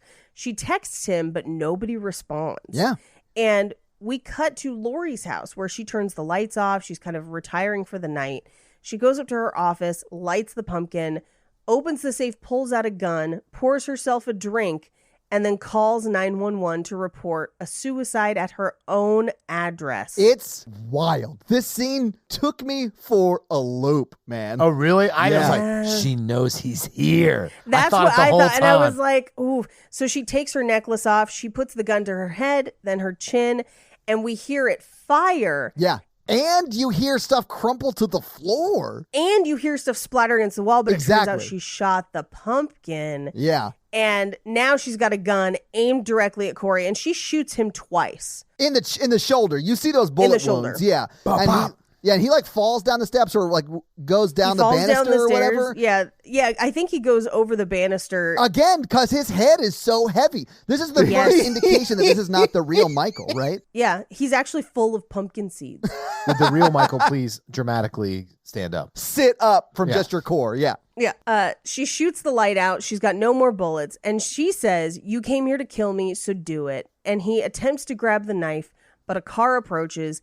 It's Allison. Yeah. And he laughs, and Lori says, did you really think she was going to be with you? And he says, if I can't have her, no one will. And he stabs his own neck. Yeah. So that when Allison walks in, she sees Lori holding a bloody knife and him bleeding out on the floor. Yeah. And I get that, like, he was playing the 4D chess when he heard that car pull up outside. Yes. But what if, like, that had been the cops from when she called to report the suicide? Would he have been like stabbing himself, pull it out, see the cop and been like, fuck, damn it. Like, I think then Lori might have been accused of his death. That's true. Yeah. Maybe it was a win-win either way. You're right. Okay. So he just factored in that too. Okay, cool. I don't know. Corey's not very good at forensic evidence covering up. That's true. Yeah, because they're going to definitely find out that he murdered all those other people. Yeah. Anyway, Allison screams and leaves. Lori picks up the gun, but it's empty and she drops it. Allison gets back in her car. The door is still open, so she knows that somebody else is in the house. Yeah.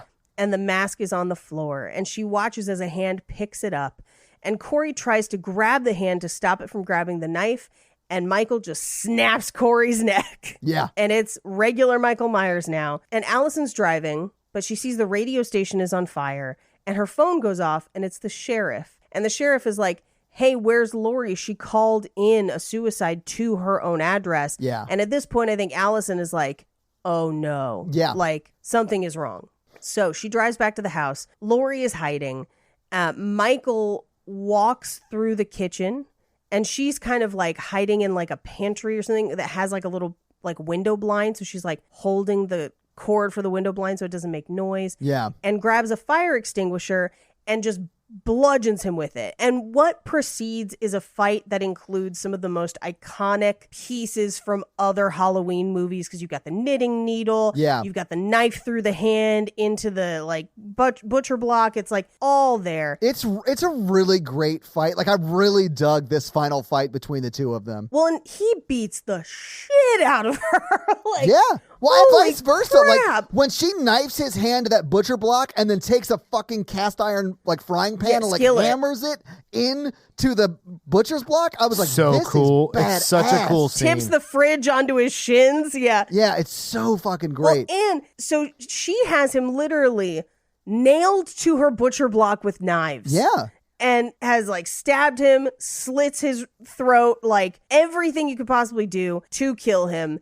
And she kind of stands over him watching, and he rips his hand out of the one that's nailed to the table. I score him so hard, Paige, when he did that. That was so gross. And then when he's like strangling her with that hand. Half a hand. Yeah, it's showing you, like, he's using his bottom two fingers too, but there's clearly like a separation between those. Yes. It's so... It's because you don't feel pain. Body horror does not normally do a lot for me, but this whole thing freaked me the fuck. I hated it. It was, I'm squirming so much. And Allison shows up just in time and snaps his arm, and it's just like bone, snaps. And they slit his wrist. I like how Allison like ran out and she's like, wait a minute. There had to be more than that story. I'll go back. Yeah, I'll go back. She snaps his wrist. They slit his wrist, and there's blood pooling. And again, I don't know why this kills Michael. I don't know why this is the thing that does it. I think it's the wood chipper that kills Michael. The metal chipper, maybe. Yeah, that's good. He could still be alive, Maybe, because they basically, the police arrive, and they're like, he's dead. And they're like, not dead enough. It's time for Haddonfield to start healing through violence. And so...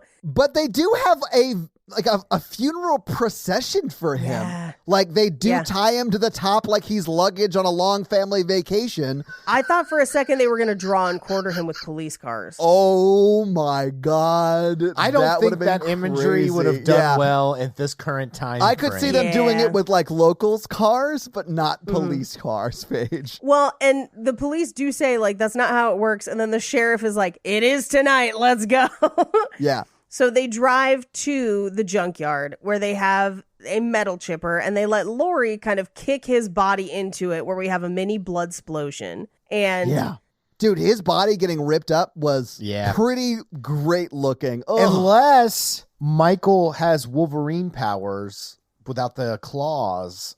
So he could still come back. Or he has the like liquid metal properties from Terminator 2. Well, I will say this. We never see what happens with Corey's body. So, like, maybe that'll be part of it. I don't know. Who cares? I don't think they're going to get rid of the Halloween franchise, but... No, the franchise stays, but these movies, this direction is over. Yeah, I think so. I don't think we'll see Laurie Strode again. And I'm fine with that. But I would be sad if we don't get any more Halloween movies. Or we'll super reboot and get a new Laurie Strode. Oh, sure. Anyway. I mean Jamie Lee Curtis. I don't think we'll see her again. Yeah, I could definitely see a new reboot with a new Laurie Strode, which I think is fine. Mm-hmm. So we cut to Laurie has kind of finished her book. Allison leaves Haddonfield. The doorbell rings and it's the sheriff. And it seems like they're going to maybe go see the cherry blossoms. Yeah. But we cut back into the house. The house is quiet. She has a new butcher block. Good for her. Yeah.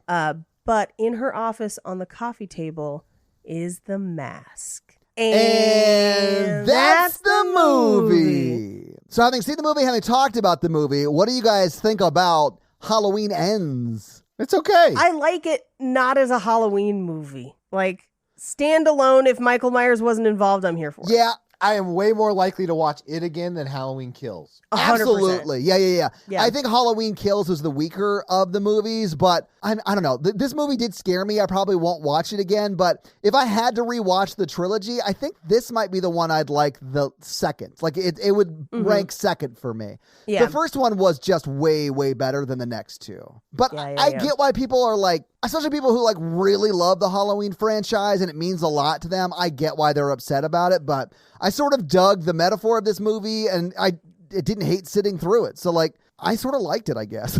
Yeah. But Paige, do you have any fun facts for us? I do. And I do want to let people know there are a ton of Easter eggs in this movie, Yeah. which is wild for a movie that disregards so much about the Halloween franchise to then have so many Easter eggs. I'm not going to get through all of them. We're going to talk about some of them, but there's a lot. So, well, let's hit us with your fun facts. too many fun facts. Nick Castle, who originally played the Shape in the original Halloween, actually has a non-Michael Myers cameo for the first time. Really? He is the party goer that flashes his costume at Corey and says, "See anything you like." Oh, nice. And it's a callback to a line said by Linda in the original Halloween. Well, awesome. As to whether or not there will be more films, Jason Blum has said that this is the last Halloween movie under Blumhouse, and the rights will be reverting to producer Malek Akkad following the release of Halloween Ends. Malek Akkad that his father produced a lot of the original Halloweens, including Halloween 3 specifically. But his father, Mustafa Akkad, who was always asked about how many Halloweens there would be, would quote Donald Pleasance and say, "I'm going to stop at 22. Okay. So, like, it's like a running joke. I don't know that they will ever get to 22, but that is kind of what Malek Akkad has talked about. I don't think that that's going to happen, but they did confirm that there will be movies after this, just not in this same trilogy. Yeah. Now, Corey Cunningham is inspired by Arnie Cunningham from Christine. So that character specifically is inspired by a different John Carpenter film. He's also shown to have a similar haircut and an identical shirt and black glasses. So he literally is kind of modeled after that character. In Halloween Resurrection, which came out in 2002, Michael lives in the sewers under Haddonfield, only coming back out to murder when someone invades his sewers. So that's a callback to one that's in a different timeline. Okay. So, but this movie also uses the blue font from Halloween 3 Season of the Witch. It's one of the only ones to use that color and that style. Love it. Best movie ever. It's one of my favorites. Or best Halloween ever, at least. Yeah. This is released 40 years after Halloween 3, almost to the day. Oh. Yeah. Miss you, Tom. Wait, Tom Atkins is still alive. I mean, like in the Halloween franchise. Yeah, he's not dead. Yeah. He's off thrilling them ladies at the old folks' home. Hell yeah, he is. When they're shopping in the grocery store, the song playing overhead is an instrumental version of Don't Fear the Reaper by Blue Oyster Cult. And they closed with that in the credits. Yeah, I noticed that too. Yeah. Yep.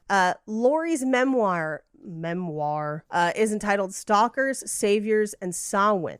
Samhain, of course, being the Celtic festival that eventually becomes the Halloween holiday we're familiar with today. But it's also referenced in prior Halloween movies. In Halloween 2, Dr. Loomis finds Michael has written Samhain on a blackboard. Yeah. And he translated translates it to mean Lord of the Dead, which is not accurate. And then in Halloween 3, Season of the Witch, Conal Cochran, who is Irish, plans a mass sacrifice on the night of Samhain, and he mentions it too. Yeah. It's also central to the plot of Halloween, The Curse of Michael Myers, where it's the Curse of Thorn. In that movie and that timeline's canon, that is the supernatural force driving Myers to kill, which potentially implies that that's what's happening in this movie, and maybe that's what's transferred from Michael to Corey, but it's not clearly telegraphed in this film. Yeah. Yeah. So the high school kids that are terrorizing Corey have a black convertible, and it's actually very, very similar to Halloween 5 and a character named Mike who obsesses over his black convertible in that film, and both cars end up being vandalized. Yeah. So this film references Halloween 2 quite a bit, with Michael living as a hermit, the main character's book being part of the plot. And also, this movie and Halloween 2 are the only ones in the franchise where Michael is clearly killed at the end, unless you also count Halloween 2 2009 versus Halloween 2 1981. There are 2 Halloween 2s. Yes, but that is confusing. Sorry. That is confusing. Allow me to reiterate. This film is very similar to Halloween 2 from 2009 with all of the things that I mentioned. And this, along with that Halloween 2 and the original Halloween 2, are the only ones where Michael actually dies at the end, allegedly. However, that does get retconned in Halloween 4, both times by Laurie, essentially. So the only one that doesn't include Laurie in that death or the retconning of that death is Halloween 2 from 2009. And it is the character of Laurie, but not the same actress. Okay. Complicated. Yeah. I don't know why they chose to involve so much Halloween lore in this movie while disregarding a lot of others. So anyway, most of the trailers and promotional material for this movie shot Laurie in her house, standing in a doorway with Michael off to her right, recreating the famous scene from Halloween 1978 where he comes out of the dark and stabs her. However, there is no shot like this in the final film. Yeah, I actually was going to point out, like, there was no imagery that was that cool in this movie. Right. Like, that shot is iconic and awesome, and there just isn't anything like that in this movie. Yeah. There is a scene in a section of part of the fight scene at the end of this movie where he tries to put her hand in the garbage disposal. Yeah. That's from Halloween H2O. Okay. It's really interesting to note that 2 people that Corey doesn't kill, and maybe they were just on his list for later and he didn't get around to it, are the parents of Jeremy, oddly enough. Okay. Oh, that would have been a good kill. Yeah. Or at least the wife. The dad seemed to be like a decent dude. And the wife probably is a decent person, just like going through some grief. It also seemed like they maybe weren't together anymore. No, I mean, he refers to her in that pool table scene as his wife. But I mean, I could definitely see them being separated. Like, grief on that level does weird shit to people. And like, yeah, a lot of parents who lose children do end up separating and getting divorced because of it. Yeah. Using a tow truck to kill people is a nod to Christine, which is the place where Corey's character comes from, but people have also theorized that potentially Corey is a reference to Friday the 13th. This seems like a bit of a stretch given that it's the competing franchise, but if you look at the fact that Corey Feldman as Tommy Jarvis killed Jason at the end of Friday the 13th, the final chapter, and it was implied that that was going to be the last movie, but then somehow it gets retconned, maybe this kind of indicates that this is not actually the last Halloween movie. I think that's a stretch, though. I think it's a stretch, and this definitely isn't the last Halloween movie. Yeah, no, not at all. And those are your fun facts. Although, if you want to know, the total body count of this movie is 18 people. Nice. Well, thank you for those fun facts, Paige. We appreciate it. Let's talk a little bit about box office. What do you think the production budget was for Halloween Ends? $35 million. Okay. Yeah. I'm going to say 40. All right. The production budget was $20 million. Oh, good. And of course, because this just came out, it literally is the same today as it was a week ago when this, thing happened. There's no I inflation. have to recuse myself. I know how much it made this weekend. It did come out the weekend of October 14th. This year, obviously. It was number 1 in the theater. It beat the number 2 movie was Smile, but that had been out for 3 weeks. Lyle Lyle Crocodile was number 3. The Woman King, which I have seen and is badass, was 4. And Amsterdam, which I have seen and is fine, was number 5. What do you think Paige, Mikey, since you can't answer, what do you think Halloween Ends made in its first weekend? I'm going to say 40. Okay. So it made $40 million in its opening weekend. Like literally, it made $40,050,000. Like you almost had it exact. It has in subsequent days, because we're now recording this pretty far after that, it has made a total of $48 million domestically so far. Which is saying something because it was released on Peacock day and date of the theatrical. Yep. And Mikey, it also made $22.5 million internationally. So worldwide, it's already made money. It's at $71.2 million. Yeah. I know there's a lot of debate around the market strategy of releasing streaming and theatrical at the same time. I think it's really interesting to look at this where it clearly, like, it still worked. People did still go to the theater enough to actually make its budget back before we even factor in any streaming, revenue. So that's really interesting. Yeah, and how much Peacock paid to stream it on day one, right? Yeah. Well, I think Peacock is part of the parent company that made it. Oh, that makes, they're NBC. There was so that's probably a true. coordinated, yeah. That's probably true. Obviously, that's not going to be its end box office performance because we are literally recording this like 10 days after it came out. It's October 22nd right now, right? So that's not its final box office numbers, but that's what it is as of today. That is your box office. So, Mikey, let's hit him with that scary scale. Yeah, scary scale listeners, how scary you found the film if we watched it today. Our 1 example is Ghostbusters, and our 10 example is Texas Chainsaw Massacre. Paige. This is a 1 for me. All right, Todd. I'm going to give it a 3 because I did squirm quite a bit from the body horror, and the Corey reveal behind Laurie Strode did scare me. Like, it was a jump scary moment. I think I'm going to give it a 2 because I think the body horror was pretty good. It was, yeah. But I wasn't scared like, oh no. Yeah. I was like, ugh. Yeah, it's more of a kind of scare. Yeah. I was too busy being like, interesting. What is this movie? What are they doing? Yeah. Well, this was my second time. Yeah, and that's our scary scale. Yeah, absolutely. So this week, you guys made me watch Halloween Kills. What are you making us watch next week as we enter November and a new theme? Now, November's theme is mostly things that we can't believe we haven't done them yet. Okay. Yes. So the first movie of the month will be Phantasm. All right. Well, I don't know anything about Phantasm. Like, I've never heard of that. It's very famous franchise. It is a very famous I franchise. mean, I believe you. I've never heard of it. That we haven't touched yet. We haven't ever talked about it even. So your homework for next week is to watch a franchise that has hitherto been unknown to myself, and that is Phantasm. It sounds like this movie came out in 1986 and is terrible. There's like 7 of them. Yeah, there are 7 of them, and it is probably exactly that, but that just means we're going to have a lot of fun. Yeah, I love those movies. Are you kidding me? House was a revelation. I loved it. Anyway, so Mikey, do you have a review for us to read? Ooh, forgot about that. Well, while you're looking one up, let me tell them how they can have their review read on the podcast, and that's to leave us a 5-star text review, and we'll have Mikey read it for you. So, Mikey, whose review are you going to do this week? I'm going to do Over This Podcast. Okay. Oh, great. Is it a 5-star review? It is. Doesn't sound like it from its from its title. Title of this review is Fun. Oh, Over This Podcast is the name of the person who did it. Person. Okay. Yeah. I got you. I thought that was the title. My bad. All right. What does Over This Podcast say? I have a good time with this podcast. Okay. Awesome. Is that it? Thank you. The Scream 4 review was a mess, LOL, but I enjoy how they break down movies. If you thought the That's fair. Scream 4 episode was a mess, imagine what the conversation was unedited. Like, it was a monster to edit that down into something that was coherent on any level. You think that's bad? You should hear what I have to say about Stab 7.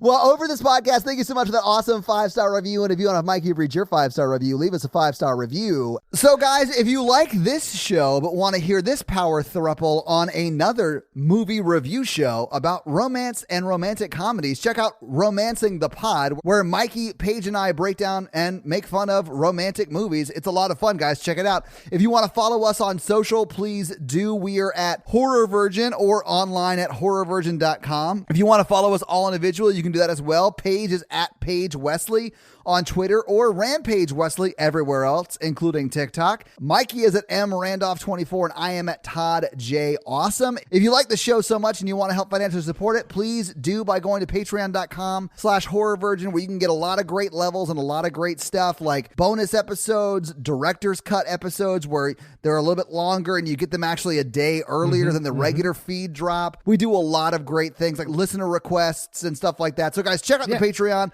and help support the show. If you want to financially support me but not Todd, just look me up on Venmo. If you can't financially support the show, that's understandable. That's fine. But if you want to hang out with us on the daily, join the Facebook group at facebook.com/group/horrorvirgin. We also link it like once a week, so just find it there and join the awesome Facebook group. Literally, we're in there talking every day. It's awesome. And guys, we got a P.O. box. So if you want to send us some love letters or whatever you might send to a P.O. box, it's actually not a P.O. box. It's like a regular street address. It's pretty awesome.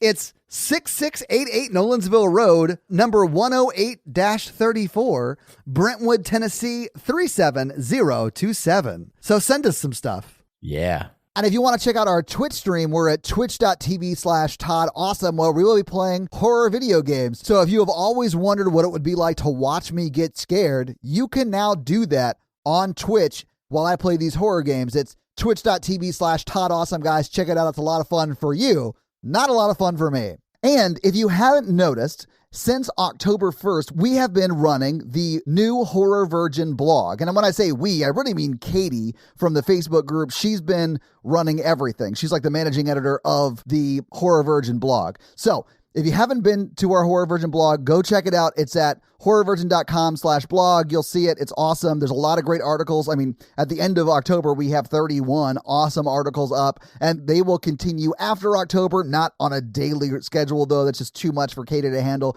But check out our awesome Horror Virgin blog up now. This episode was brought to you by Tia, and Tia's teenager's been driving her crazy. So how is Tia's teenager driving her crazy this week? She keeps pushing smaller kids off stairs. Yeah, they toppled all the way down. Well, Because their heads are so heavy. I was going to say, is it that she pushed them, or did they stumble and fall on their way down because their heads are oversized? Well, you'll have to watch our new documentary, The Staircase, on HBO. It's a great miniseries, but it has nothing to do with this. This episode also brought to you by Jonathan, and Jonathan normally makes us watch some spooky spider videos, but this week, I don't think he did.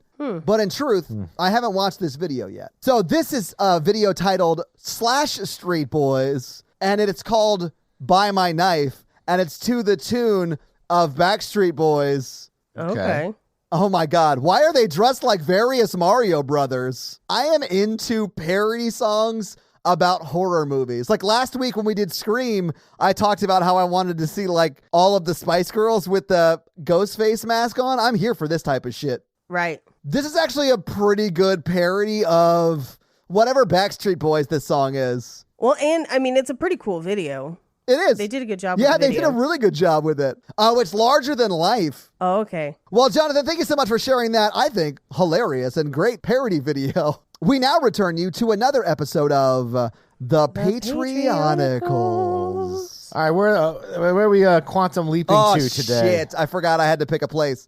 All right, so we're going to leave, wasn't it like 1880 Chicago, like right around there? Something like 1890 something World's Chicago? Fair, Chicago, got it. And we're going to go to Salem, Massachusetts. 1692. Perfect. The Salem witch trials. Love it. All right. So you have the town. They're hanging witches, burning witches. They're burning witches at the stake. In front of that, you got Bo Easy, the Florida man. He is not a good dude. I mean, he makes questionable choices. He is making s'mores with the fire that they're burning the witches with, and then they're selling them because he's teamed up with Cody's Pawn Shop and Bo Easy. They're just selling s'mores and souvenirs to the people of Salem. And I think it's sorry, s'mores and souvenirs? Yeah, super But rude. are they real s'mores or the kind that Great British Bake Off did this week? No, real s'mores, because that's good. Karoon, he is hiding in the forest and he's covered himself with mud because he is a blue alien, and if these people see him, they will burn him as well. Yeah, I mean, I definitely think if regular looking women are on trial for being a quote unquote witch, a legit just blue dude is definitely gonna get murked. Yeah, probably. Yeah. Driscoll and Amy are trying to figure out a way to escape the quantum leaping, and they get Mr. Ragebaum. They're like, "Hey, can you we from Chicago? We were able to build a device that captures energy. Could you blow some of your energy into this cube. Okay, so Mikey, I just have a real quick question. How do they blow energy? How do you do that? Is this like the left-hand path magic? Like, what are we talking about here? They just give it to Mr. Rage Bomb, and he goes off into the woods to do whatever he is going to do. Winky blinky. Mikey's doing the winky blinky, but you can't see it. Yeah. To get the energy into the cube. Right. So they go off with Mr. Rage Bomb one-on-one. Is he fucking that cube? I don't know. That's how you get a Hellraiser cube. You take it into the woods and fuck it like Mr. Rage Bomb. Lauren, the cave woman, is like really cheering on the burning of the witches, and like the townspeople really accept her for some reason. They're like, oh, this woman is very nice. She's one of us. Yes. There's some people on trial, and so Kate flies in with her psychic powers and rescues that person and takes them away. And Alex, the magician, is like uses his sleight of hand to like unlock some of the chains of people chained up, the witches chained up, so they let them escape. That makes sense. He's like, hey, are you handcuffed? And they're like, yeah. And he's like, check again. And they're like, what? Isaac Scott and the Danielle, Libby, and Wes. Danielle and Libby have Wes captured still, creating small moon people. He is on the back in a hand-woven basket as just like a terribly deformed Voldemort person being carried on a basket from that movie. And then they're little mun people, and she's like, oh shit, when these simpletons find us, they're gonna burn us all too. So the mun people start attacking Salem. Nice. And Isaac joins in, and he just starts eating them. And That checks Scott out. the Thing is just kind of tearing down the buildings. He's tearing down all the damn buildings and stuff. Danielle and Aaron are like, they execute the mayor of Salem. Wow, that escalated quickly. Oh, yeah, this is going bad. Shining Donut was being drawn and quartered, but he was just stretching out like an elongated donut. Like a Stretch Armstrong, like he's just like being pulled. Yeah. Yeah. Nathan, the professional wrestler, puts the Puritan priest of Salem into a headlock, and he just loses consciousness. He's like, off the top pew, and just puts him in a headlock. I love it. Although they didn't have priests, not to like fact check. Well, whatever, like the guy in charge of the church or whatever. The Inquisitor. Yeah. So Allie got dunked into the lake because they thought she was a witch, but she's a mermaid, so she just stayed under there. Pretty smart. Thought that was a funny one, but whatever. Jeremy with laser eyes runs over to Amy and Driscoll and was like, hey, I could have just pointed my laser eyes into the cube and got energy that way. You didn't have to have Mr. Ragebomb go fuck that cube. And they're like, oh shit, Jeremy, we're so sorry. You're so smart. Hang out with us. And then Anthony, the time master, and Jennifer with a PH, his time captain of their time people. Like they come in and they're holding hands because they're possibly together, but it's kind of platonic. They're kind of like weird David Bowie-esque creatures, these time people. Apparently. What the fuck? Yeah, like the chick that comes out of the end of Ghostbusters. It's just like a weird, there's like not a sexual thing, but there is a sexual thing. You just don't know. And they're white and glowing. And they're like, what the fuck? Y'all fucked up Salem. Like the timeline's fucked. We got to blast you guys out of here and fix it. So then they all quantum leap away. Well, I guess we'll have to find out where they quantum leap away to when the saga continues on another episode of the Patreonicals. That's going to be it for us, you guys. I'm Paige. I'm Mikey. And I'm Todd. Keep it ooky spooky. Yeah. Have a great week. Bye. Happy Halloween. Oh, yeah, it's Halloween Day. Happy fucking Halloween, you beautiful bastards. Happy Halloween. See you next week.